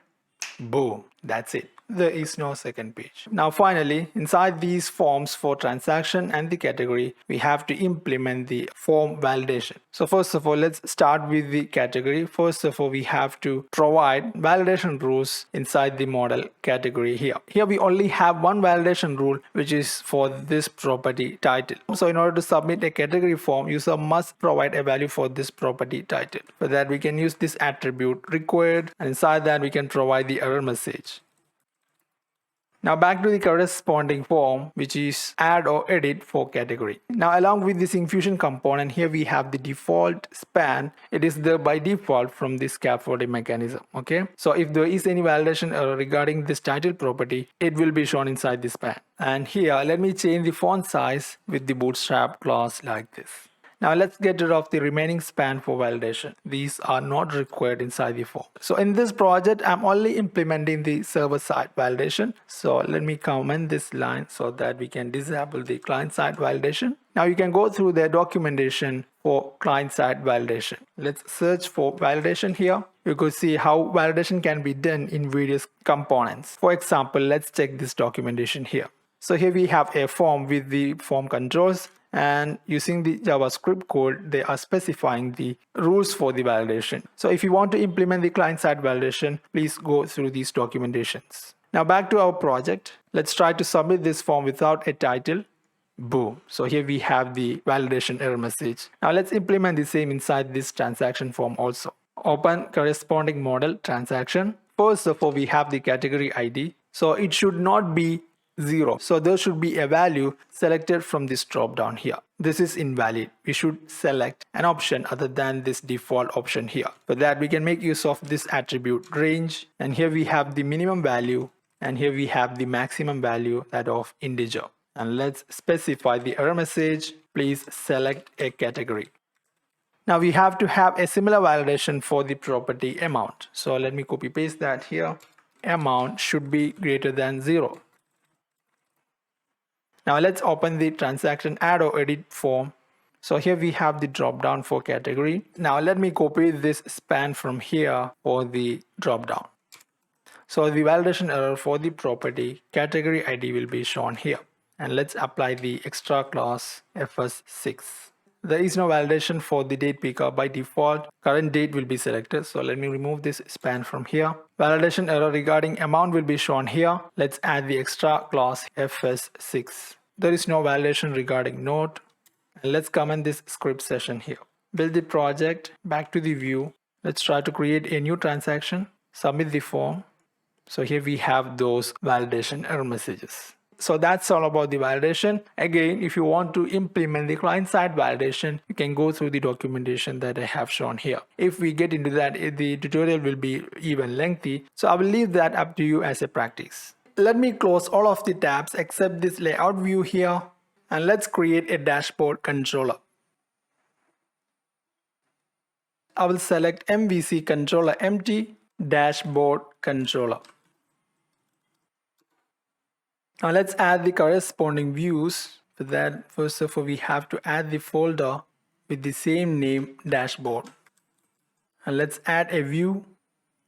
Let it be razor empty view index.cshtml, which is the name of the default action inside the controller here, index. Now let me make this controller, dashboard controller, as the default control inside the application. For that, go to the program.cs file and let's change this routing here. Let's replace this home controller to dashboard. Now rest of the coding will be done inside this dashboard controller and its view index here. We are already running this application in my browser, so let's build this project and back to the view. Now let's navigate the dashboard controller. You can provide the controller dashboard here. Since we have made it as a default controller, this will be enough. Or you could click on this home button from this breadcrumb. So currently we are showing the index view of the dashboard controller. Now before going forward with the dashboard, let me allocate a space for the sidebar in this left side here. For that, I will be using the SyncFusion component sidebar. So here it is. More about this component will be discussed once we are done with the dashboard. For now, I will just allocate a space for this component. So here is the component, EJS sidebar. Now for that sidebar, I'm going to create a partial view along with the layout here. So right click here, then add view, select raise a empty view. I will name it as underscore sidebar.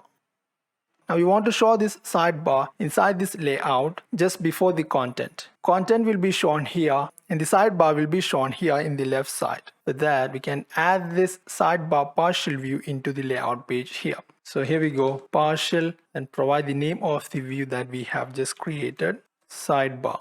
That's it. Now let's add this SyncFusion component sidebar into the new partial view. Here we have the ID, sidebar. Now let's assign a width here. Okay, for now that's enough. Let's build this project and back to the view. That's it. Now we need to assign a left margin for this content equal to the width of this sidebar. Otherwise the content will go under the sidebar, right? So back to the layout. So here we have the div inside that will be showing the content from various controls. Now I'm gonna wrap this div with another div and let's assign this class main content. Now let's apply a left margin for this class. Let it be here, main content, margin left is equal to the same width that we have applied for the sidebar. That's it. Now before going with the dashboard, let me change the background of this sidebar here. For that we can make use of this ID that we have applied here, sidebar. Let me create a new session for the sidebar inside this style sheet. So here we have the background color and let's apply a right border and finally some padding. Now back to the view. That's it. So here we have the sidebar. We will get into that later once we are done with the dashboard here. Since we have added the sidebar in the layout page, you could see the same in other controls also. Let's reload this. Here we go. Now inside the dashboard, first of all, I want to remove this heading part, which you can see here. Along with the heading, we have a breadcrumb. You don't need to show that inside this dashboard. And also, if you check the layout view here, from the Bootstrap grid system, we are only assigning 10 columns out of 12 for the contents like these here. But for the dashboard, we need 12 out of 12. For that, inside this dashboard index view, let's pass something inside the view data saying we are currently showing the dashboard. So inside this key is dashboard, let's pass true. Now back to the layout view. Inside this content, this raw div is containing the heading part which shows these HTML elements including the breadcrumb. So I will add an if clause here. If, let's check the view data that we have assigned here. If it is not assigned, we can say current view is not from the dashboard. So we will be showing this heading part here. Let's reload this dashboard. Boom, that's it. The heading part remains here for the other contents. Now let's conditionally apply this grid column here. First of all, I will start with this @ wrapping. Let's check the view data. If it is null, then we will apply this clause, else the entire 12 columns. Now let's add components one by one. First of all, I want to show the total income, total expense, and the balance in the given date range. So back to the dashboard controller here. For demonstrating the dashboard components, I'll be considering last 7 days transactions. So first of all, I will create the date variables with start date and end date. Now for the start date, we need to minus 6 days from the current date. Let me duplicate this for the end date, which is today itself. Now let's retrieve all transactions in this given date range. List, which is of the type transaction model. Let's add the corresponding namespace. And here we will make an async request. Context.transactions. Sorry, we forgot to inject the DB context. So we just need to add a constructor for this controller. But then we can use this snippet CTOR. First of all, we will be having a private property of the type application DB context as underscore context. And here we have the constructor parameter of the type application DB context. The value for this parameter will be passed from the dependency injection, and we can make use of this private property to interact with the DB like this. Now for this transaction entity, we have a foreign key navigational property which is category here. We also need to fill data into this navigation property. For that, we could do this include. Now let's filter the transactions based on the date.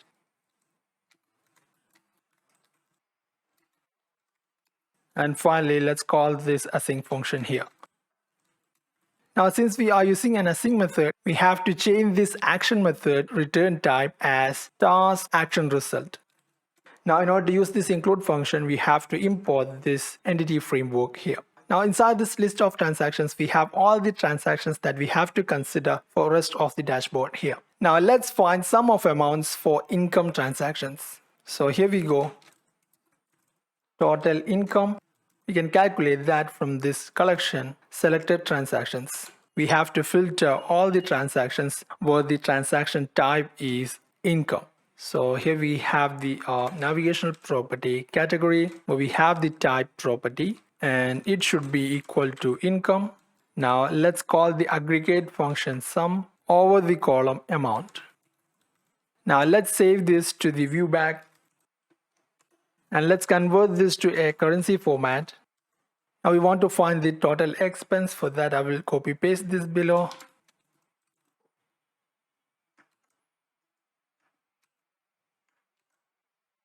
Now let's find the balance amount, meaning total income minus expense.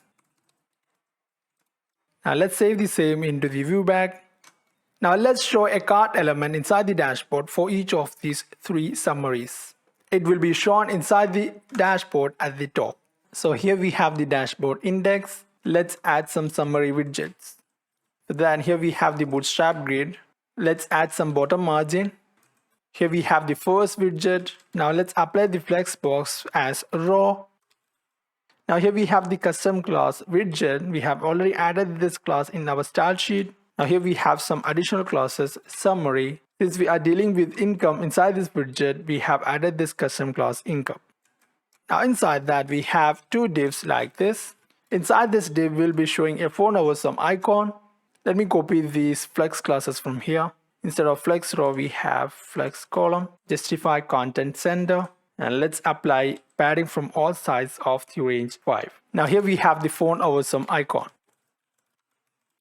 Now for the second div, let's copy paste these classes from the first div.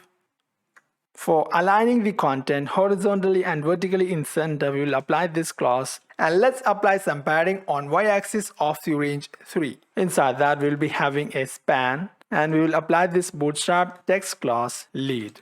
And here we have the title for the widget total income. Just beneath that we have the h1 element, and let's apply these bootstrap classes. Now we can use the view back that we have stored here. We have to use the prefix @simple. Here we go. Now let me build this project and back to the view. So here we have the total income. We will fix this misalignment here in a bit. Let's add rest of the widget. For that, I will just copy paste this div here.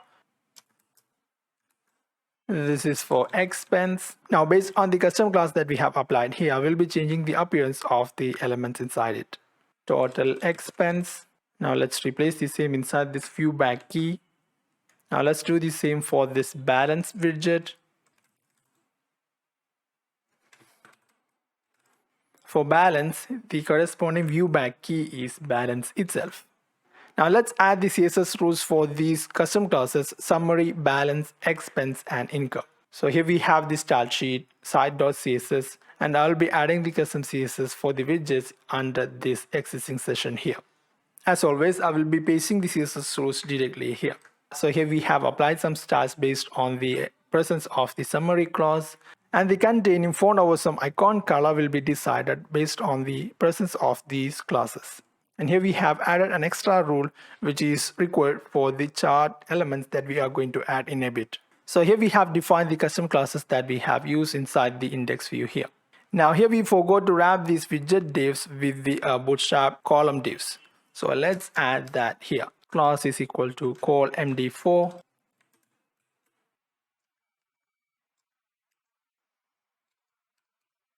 Now let's build this project and back to the view. That's it. Now you could see the bracket wrapping for this balance here. In last 7 days, total expense is greater than total income. So when we subtract total income with total expense, we will get a minus value. In order to avoid this bracket wrapping, we can do this. For that, we can make use of this class culture info. Now let me add the corresponding namespace.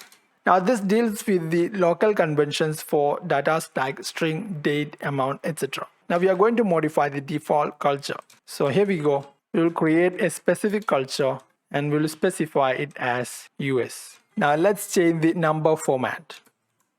Currency negative pattern is equal to 1. Now instead of calling this toString function, we can make use of the string function format.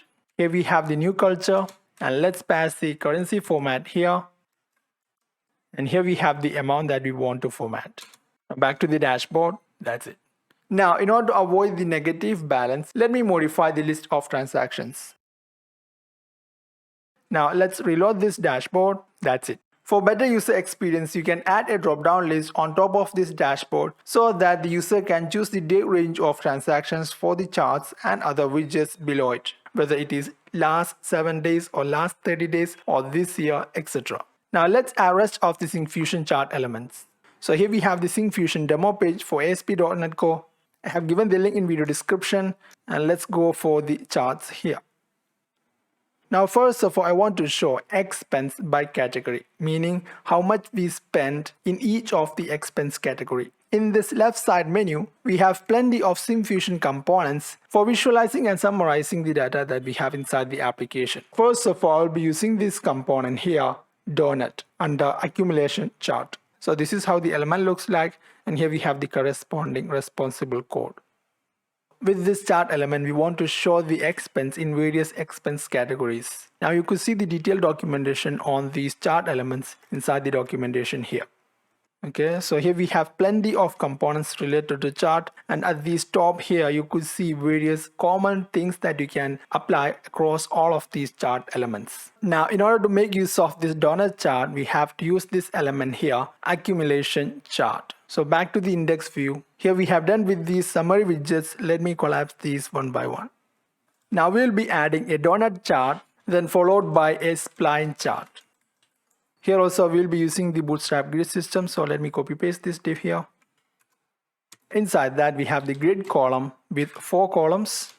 Inside that we'll be showing the donut chart. Along with that we'll be having another column with 8 columns for spline chart. First of all, we'll wrap everything with the class Widget. And there is one more custom class which is chart. The corresponding CSS rules are already added into the style sheet. Now let's add a title. And here we have the custom class, and let's apply the padding from all the sides of the range 4. And here we have the heading, expense by category. Now just beneath that we'll be using this SyncFusion component EJS accumulation chart. And let's provide an ID, donut chart. We'll work on it in a bit. Actually, this custom class title is not needed, so let me remove that. Let's build this project and back to the view. So that's it. Here we have the chart. Currently it is empty. By default, these chart elements will have a white background. So in order to override that, we can use this property from this SyncFusion component background. Let's build this project and back to the view. So here we have the donut widget. Currently we are not passing any data into the component, so there is nothing inside that. So let's pass the required data from the dashboard controller. Now if you check the demo here, it is passing the data from the view bag, and you could see the view bag inside this controller, donut controller. See, it is a list of this object donut data which is having these properties, x value, y value, and the text. So this x value property is treated as the name or title of the slices. And the percentage that is shown here is from this property text. And this y value will determine how much of this donut is to be assigned for each of these slices here. So we'll be creating a similar list of objects inside the controller. So here we have a separate session for the donut chart, expense by category, which is what we expect in an expense tracker application, right? And we'll be saving this list of data into the view bag, donut chart data. Let me copy paste this here, donut chart data.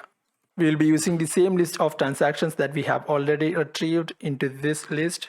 Now let's filter all the expense transactions. Group transactions based on the category. So here we have the aggregate function group by category ID. Now let's select the properties accordingly. Instead of creating a separate class and creating the corresponding instance, we'll be using an anonymous object. So here we have the new keyword. First for the amount, which is summed after the grouping. Now this amount property will be treated as this property here, y value. Now let's pass the text, which is what we are showing inside the portions here. So the corresponding property will be formatted amount. We are using the same sum. We are just formatting this amount into a currency format. Now let's provide this property x value, which is the title for each of these options here. So here it is, category title with icon.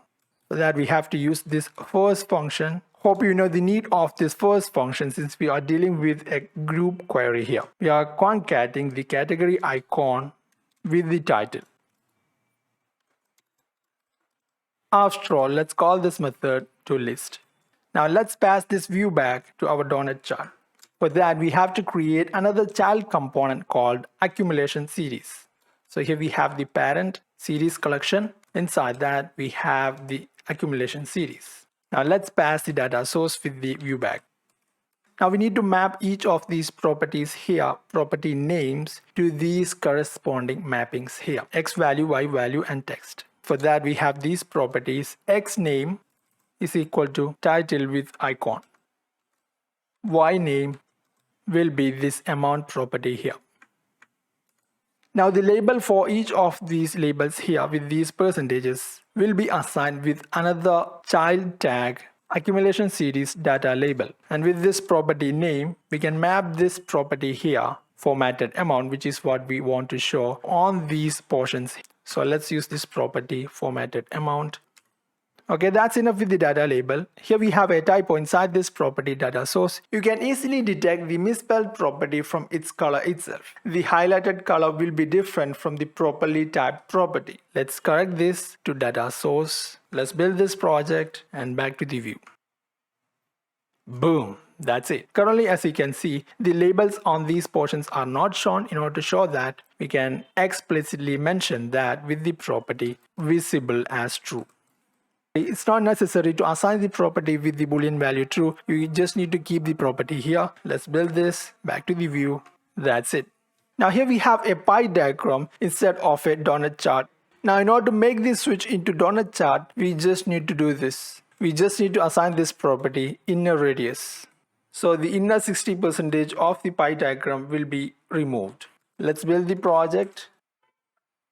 That's it. So these are called labels. The amount in dollar. Now, if there is a situation where these slices are congested, then there is a possibility of overlapping of these labels. In order to avoid that, we can add this boolean property, enable smart labels.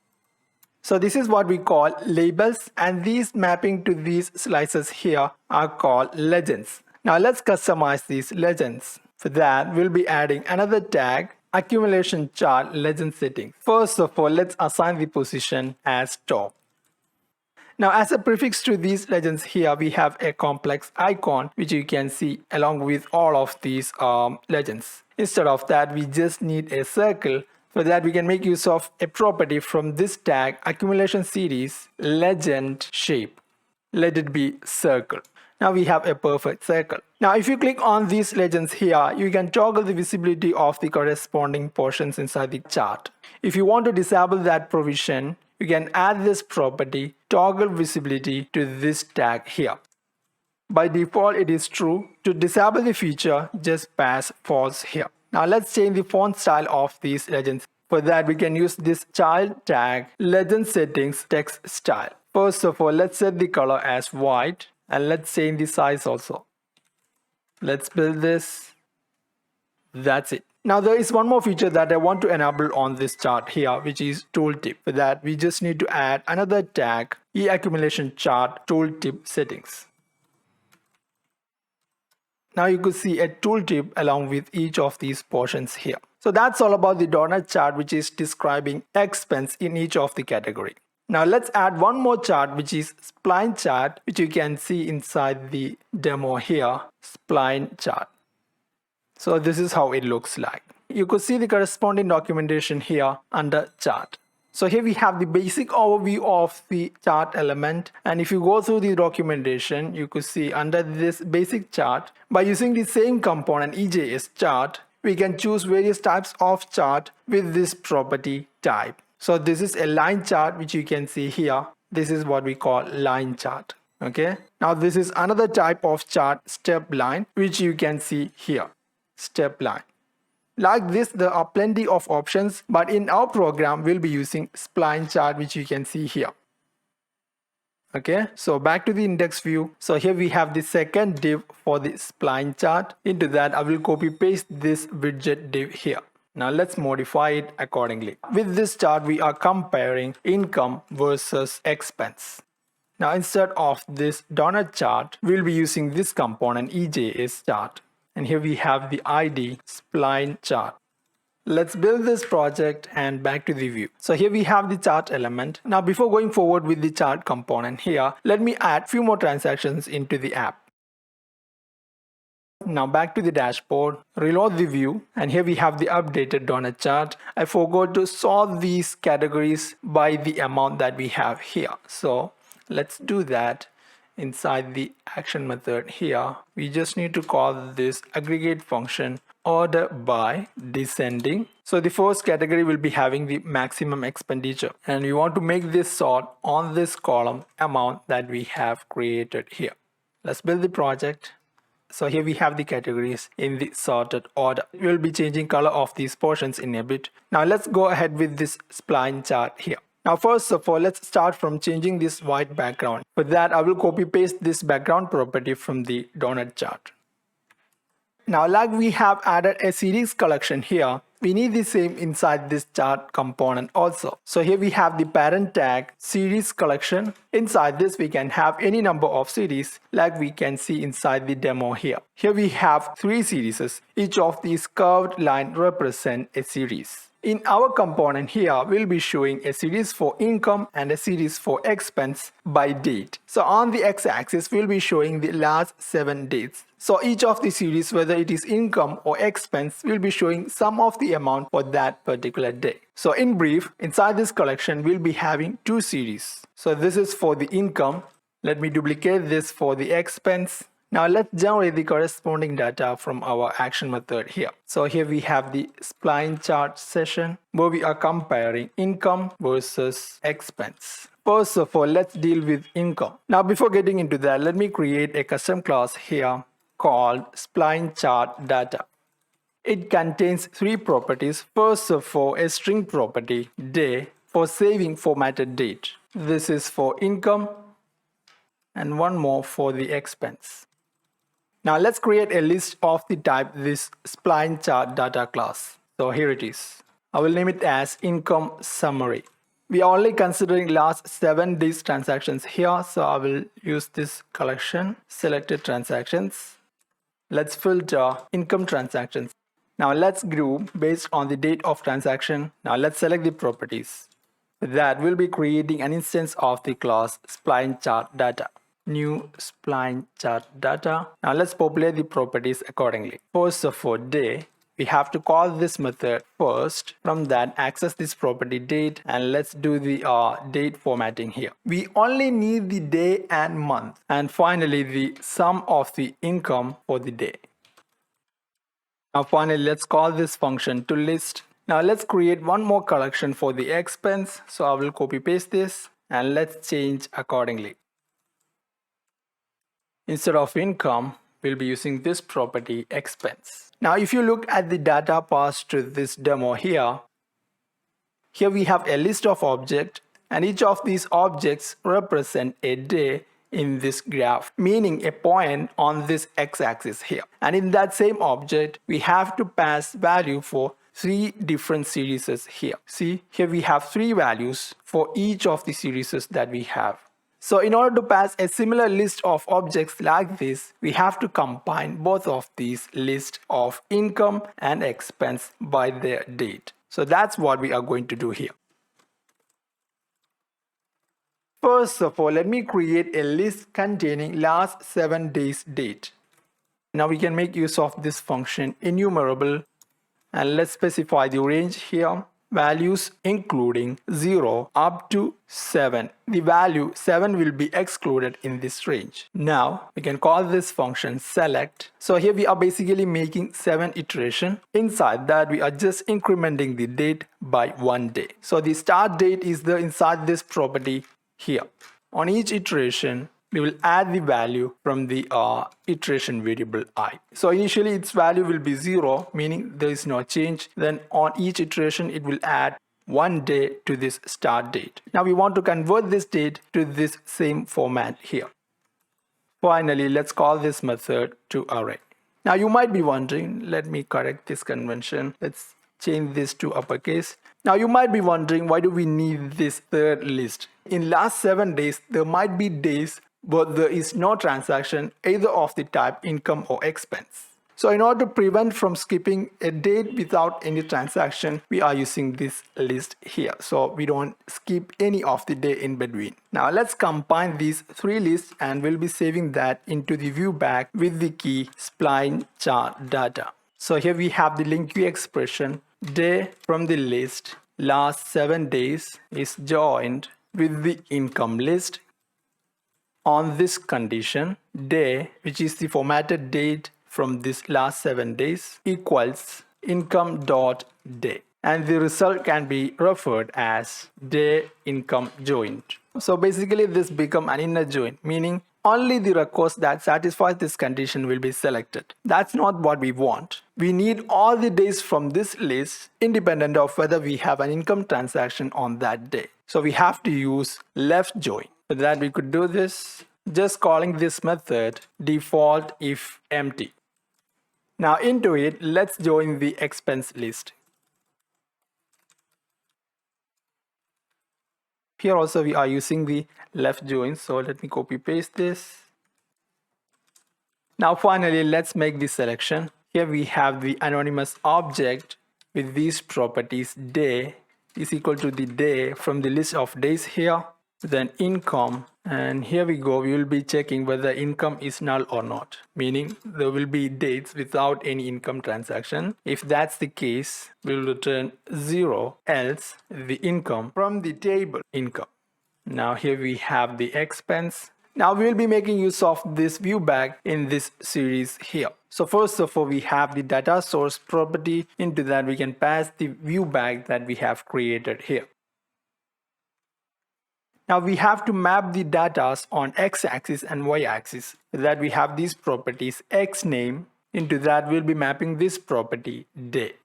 And then we have the y-axis. For that we can use this y name property. With this series we are dealing with the income transactions. So we'll pass income, which contains the sum of income transactions on a particular day. Now we have to specify a name for this series. It will be income. Now we have to specify the type of the chart, which I will copy from this documentation here. Now let me copy paste this for the expense series. And let's modify these properties here. Let me build this and back to the view. No data is displayed yet. Unlike this donut chart or pie chart, these charts with x-axis and y-axis, we have to configure the axes separately. For that, here we have the tag chart primary x-axis, and we can configure the y-axis with each chart primary y-axis. Now inside the x-axis, we have to tell which type of data we are going to render. As you can see inside the documentation here, these are the various 4 types of axes based on the data that we are going to display. You could check the same inside the API reference also. Just ignore this first prefix and then type the rest without the hyphen. Then you could see the corresponding API documentation here. Chart primary x-axis. For this class, we don't have any properties listed like we have seen for other component classes. Instead, you could see the inherited class here, chart axis. So let's search for this class, chart axis. So here it is. Now inside the properties, you could see this property value type. So these are the various accepted values for this property. Double meaning a numeric axis, date time renders date time, then category, something referring to a category, and here we have the final value type which renders log axis. In our project here, on x-axis we are showing the day property which is actually the formatted date. So it is a string, so which comes under this type category. So we can specify the value type of the x-axis like this. Value type category. Let's build this project and back to the view. Boom, that's it. On x-axis we have the last 7 days date and amount is shown on y-axis. 0 amount is here, not at the base. Its position will vary based on the data that we have assigned into the chart. Now let's configure this chart one by one. First of all, I want to remove this rectangular border here. For that, we can make use of this tag chart area. Inside that, we will set the border width as 0.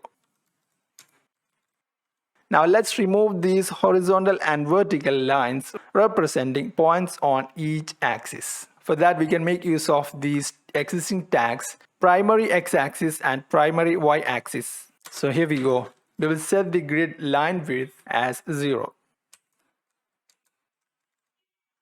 Let me duplicate this and let's move this into the y-axis.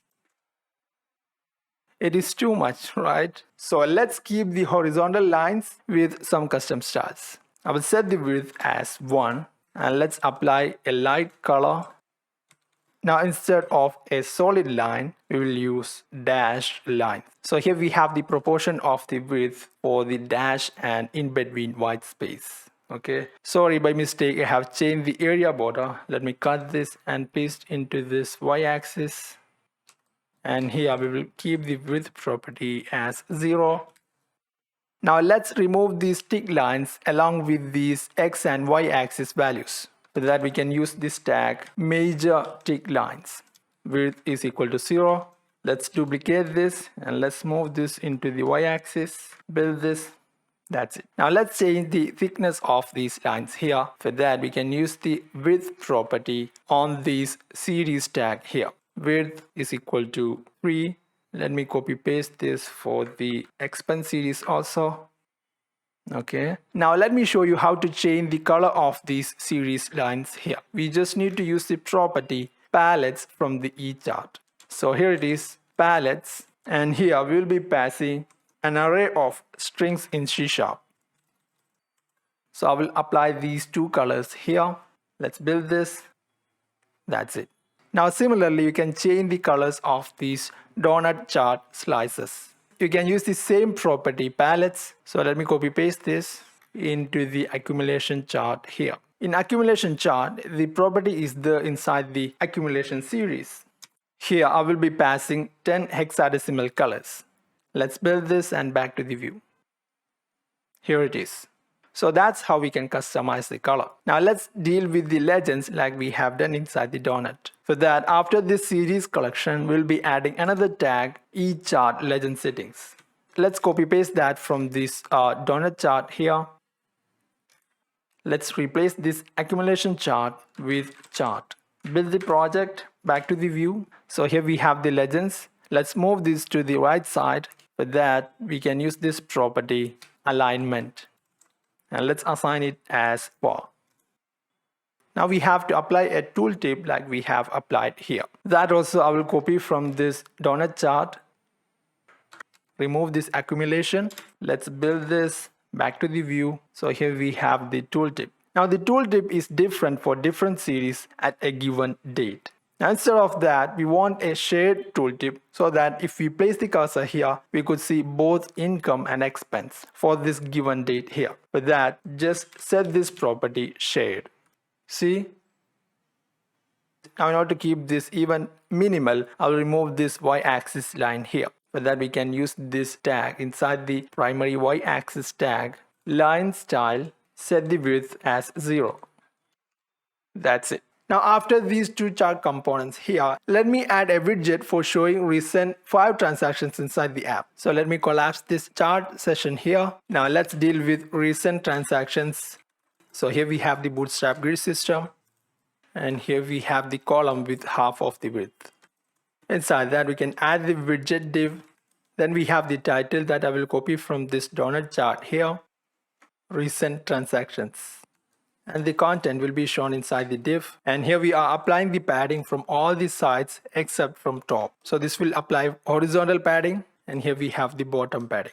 Now in order to show the recent transactions, I will be using the grid component that we have used in other pages inside the application. So here it is, EJS grid, and here we have the ID. Now back to the action method, let's retrieve the recent 5 transactions.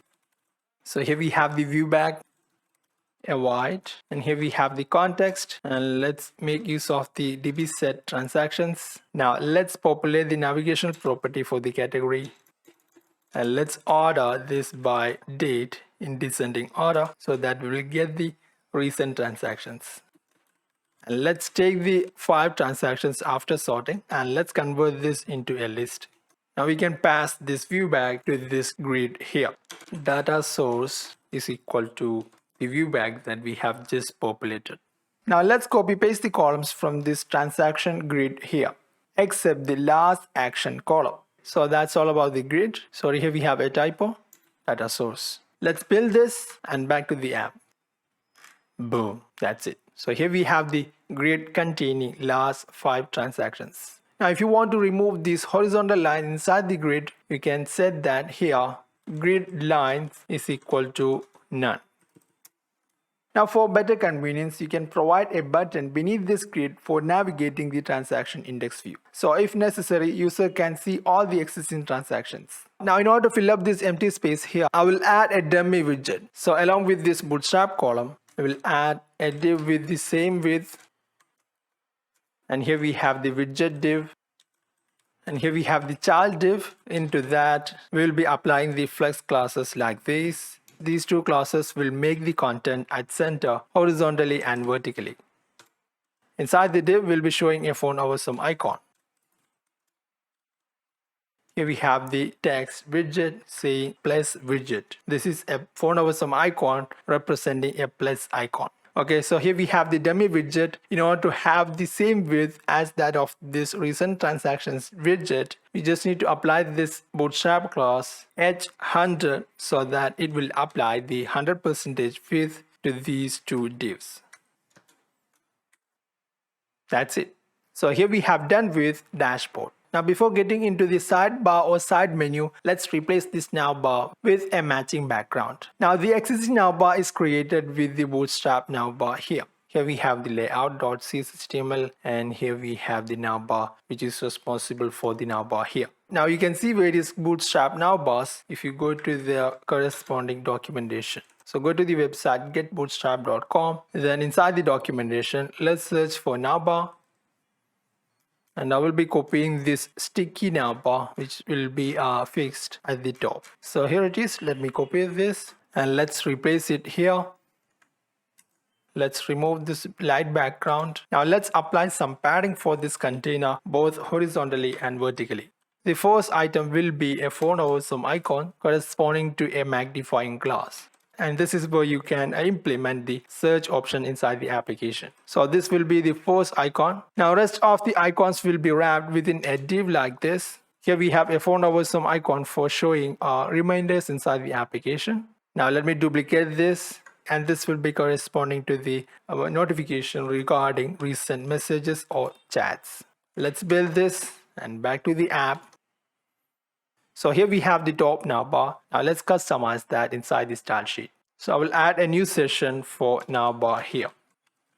Now let me paste the styles here. So basically here we have applied a background color, then customize the appearance of the phone over some icons and the hover state of the phone over some icons. And also I have added the styles for an image which I will be adding in a bit. So this is how it looks like. Now along with these phone over some icons, let me show you a profile picture so that you can implement the features like logout option and the profile details and account details. So here we have the profile picture. Let me copy this and pasting into our www root folder here. Now let's add the image element here. Here we have the relative path profile.jpg. Now in order to customize its appearance, I will be adding this custom class profile pic. So here we have the session for profile pic styles. Now let me paste the styles here. Let's build this project back to the view. So that's it. That's all about the navbar. Let's scroll to bottom. You see the navbar is fixed at the top and the content is scrolling just beneath that. Now let's complete this application with a sidebar. Inside the sidebar, we'll be having a vertical menu. So for this sidebar, we have a separate partial view, which you can see along with the layout here. Sidebar. And we have rendered this inside the layout with this tag partial. Now first of all, inside this sidebar, I want to show a menu, a vertical menu containing all the links inside the application. For that, there is a SyncFusion component called menu. So here we have the component menu. So here we have the component EJS menu, and we'll be assigning the list of hyperlinks that we want to add into the menu with a list like this. So let's do the same inside our application here. First of all, anything inside this sidebar should be wrapped with this tag content template. And here we have the component for the menu, EJS menu. Here we have the ID. Now with this property items, we have to pass a list of the hyperlinks that I will add inside this view itself. First of all, we have a list of object, meaning a dynamic list. Let it be menu items. And let's initialize the list here. Now we can provide this list into this property items here. Now into this list, we can add menu items for each pages inside the application. So here we go. Menu items dot add method can be used. Inside that, we'll be creating an anonymous object. First of all, we have the text property, and this property will be displayed inside the menu item. So here we have the first menu item for the category. Now here we have to provide the relative URL, which is /category. Now let me copy paste this for transaction. So here it is, transactions. And here we have the corresponding URL. Now let's build this back to the application. So here we have the menu items. We want to make it a vertical menu, not horizontal. For that, we add this property orientation as vertical. That's it. Here we have a vertical menu. Now, if you want to have child menu items for these menus, we can add that as a sub item inside the menu item here. For example, let me add some child items into this menu item category. You could see the same example inside this demo here. We are using this property items to add sub menu items. Let me copy this same and I will paste that here. Build the project. See, here we have those sub items. These sub-menu items can also have the properties like the parent, for example, URL, text, items, etc. Now, if you want to show these sub-items beneath the main parent, instead of showing it as a separate pop-up, you just need to set this property hamburger mode. See, this time the sub-items are shown below the parent. So that's how you can add sub-items to a menu item. In this application, we don't need these sub-items here, so let me remove that. Now, along with these menu items, we can display a font over some icon. For that, you can use this property, icon CSS. Here I will pass classes for a font over some icon. Now let's do the same for this transaction menu item. Now here we have the icons. Now let me add a dashboard item, which I want to show about this category. For that, you can add the menu item before this category here. So the menu items will be shown in the order that we have added here. So this is for dashboard. Here we have the relative URL, and let's provide the font over some icon. Build this back to the app. That's it. Now you can check these menu items here. Now let me add few more dummy menu items. For that, I will duplicate this. This is for reports, then settings. Okay, you see here we have the dummy menu items. Now if you want to group these menu items into different groups, you can use separator. Let me show you that here. So these first 3 menu items will be under a group. For that, let me copy this and pasting it above. This text will be shown as the name of the group. Let it be general. And then we just need to set this property separator. And rest of the dummy menu items will be under a different group called extras. Build the project, back to the view. See, here we have the category separator. Now let's customize this menu inside the style sheet. So here we have the session for the menu. For customizing the component, I will be using this ID property here, menu. Now let me paste the corresponding CSS styles here. So these much styles are applied to the component menu. And these classes are the default classes applied to the SyncFusion component elements. Okay, back to the app. That's it. We have to change the background color of the menu, which we have given as an inherited color from the sidebar. So it should be taken from the sidebar. For sidebar, we have already applied the background color here, this one. So in order to work this, we have to add one more style. We just need to change the background color of wrapper of the menu component, which is inside the sidebar with this class eMenu wrapper.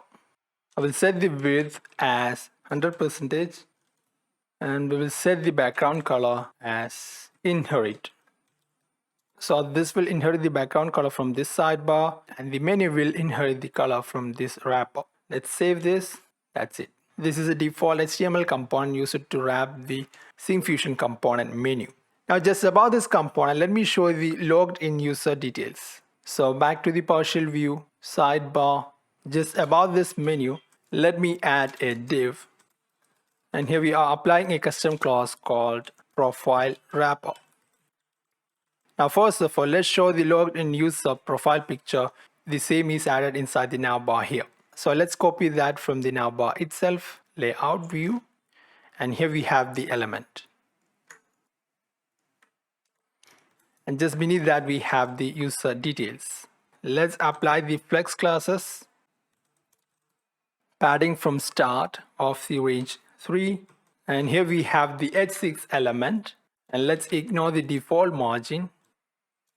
Inside this element, we will be showing the name of this application. Let it be wallet app. And just beneath that, we'll be showing name of this logged in user. So here we have the bootstrap class text muted. For now, I will provide a dummy name Ashton Cox. Now to the parent div here, let me add one more custom class titles. So we have to add the styles for these custom classes inside the style sheet. So here we have the session for the profile pic, and let me paste the corresponding styles here. This is for the wrapper and this is for the titles. Let me build this project, back to the view. That's it. Now just about this profile details, I want to show the app logo, which is exactly looks like this fab icon for the app here, which I have already created. You could see that in my desktop here, logo. So let me copy this and let's paste that into the directory www.root. Now back to the partial view sidebar. For the logo, here we have the parent div, logo wrapper. Inside that we have another div with the class app logo. Inside that we can show the app logo. Let's pass the relative path here, logo.png. Now let's add the corresponding styles here. So let me add a new session here for the logo. This is for the wrapper, and here we have the app logo. Let's build this, back to the app. That's it. So here we have the app logo. Now everything inside the sidebar is added. Now we just need to make this sidebar collapsible and expandable. For that, we just need to enable docking inside the component sidebar. Just set this property, enable dock. Now to expand and collapse this sidebar, we need an icon. For that, I will be adding a phone over some icon. So I have selected this phone over some icon. Let me copy the tag and pasting here. And later inside the JavaScript code, we need to work with this icon. So I will be providing an ID here, sidebar toggler. So here we have the icon that we have just added. Now to float this icon to the right side here, I'm going to add another div. And here I will apply this bootstrap class with 100. So the in-between space will be occupied by this div. Now let's style this icon. We can use the ID sidebar toggler. Now we have to add a click event for this toggler so that when we click on it, this sidebar will be collapsed. For that, inside the sidebar, we can have some JavaScript codes. First of all, let's subscribe to the DOM loaded event.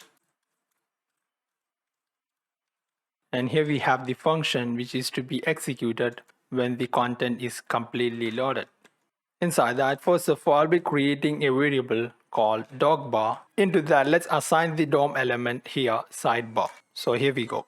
Document dot get element by ID, which is the JavaScript default function, and here we just need to pass the ID, which is sidebar. So this will give you the HTML element. From that you can call the default properties and methods of the HTML element. In order to work with the SyncFusion functions of the component sidebar here, we have to retrieve the SyncFusion instance, which is by calling this function ej2 underscore instances, and let's retrieve the first element. Now let's add the click event for the toggler. So document dot get element by ID, and let's retrieve the toggler. So here we have selected the toggler, add the on click event. Now from this instance, we just need to call this method toggle. So this method will switch the current state from open to close and close to open. So that's all about the event. So here we have a typo. This is EJ2, not EJS. Let's build this and back to the app. Since we have enabled docking, this navbar is taking over the space of the toggler. Previously, we have applied a left margin for the content with the same width as that of this sidebar here. Now let's add the same margin for this navbar also. So here we have the styles, navbar. Now here we go, nav dot navbar, and here we have the left margin, 290 pixel. Back to the app. So here we have the toggler. See, the toggler is working. Now we have to reduce the width when the sidebar is in closed state. For that we can assign this property dock size. Let it be 100. Let's build this. See, this time we have a reduced width. During the closed state, we have to hide few things for the better appearance of the sidebar here. For that, if you inspect the sidebar, you could see the classes applied into the component. Here we have the sidebar, and here we have the classes indicating whether the sidebar is closed or not. If it is closed, you could see this class e-close.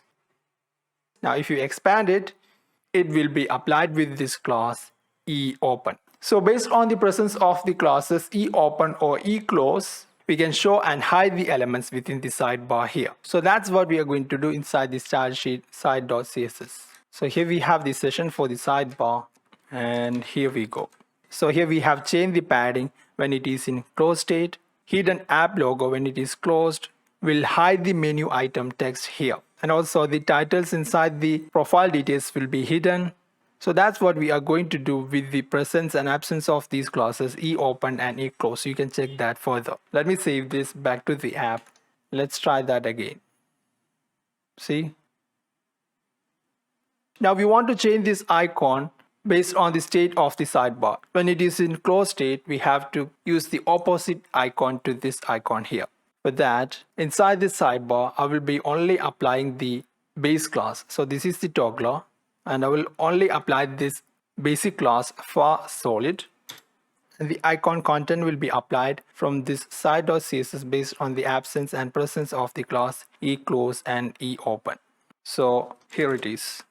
Here I have used the content which you can see along with the I tag here. Here we have the I tag, and you can see the corresponding Unicode, and that's what we have applied with the content. So this is for the left ankle, and here we have the right ankle. Let's check whether it is working or not. Let's toggle it. Boom, it's working.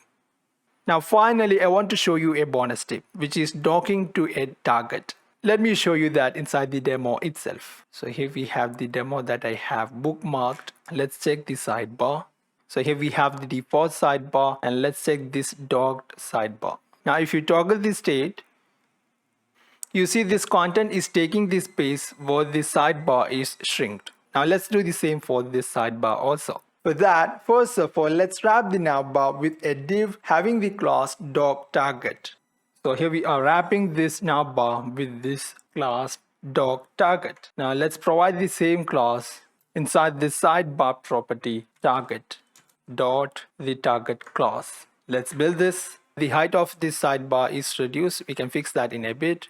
Now you could check the docking. Now let's remove the scroll bar from this sidebar. Back to the style sheet. Here we have the sidebar. Set overflow as hidden. Now to remove this whole body sidebar here, we can hide the overflow of the body. Now we are not able to scroll inside the dashboard. In order to fix that, we'll be adding the scroll bar to the main content div here, this one. So back to the style sheet, overflow on Y direction or Y axis direction, make it auto. Now in order to work this, we have to assign some height. Let it be 100 VH. So here we have the scroll bar for the main content. Still it is not viewing the entire height. So I will reduce the height here to something 92. Now it's working properly fine. Now the dog sidebar will be having the same height that of the target div here, which is the navbar. So both of these are having the same height. In order to have the full height here, the targeted div must be including this content also. So I will change the targeted div so that it will wrap including this main content div here. Let's build the project, back to the view. That's it. See, it is working properly fine. Now you might be having this question, why this enter div, which is this target div here, dog target, is wrapping the enter nav and this main content here. Why not the main content is expanding and collapsing while we close and open this sidebar here? That behavior will be only applicable to the first element inside the dog target here, which is this navbar.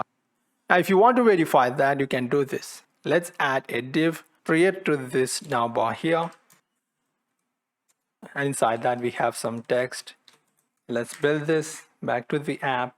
So this time this is the first element. This time only the first div is expanding and shrinking. So that's all about the dogged sidebar.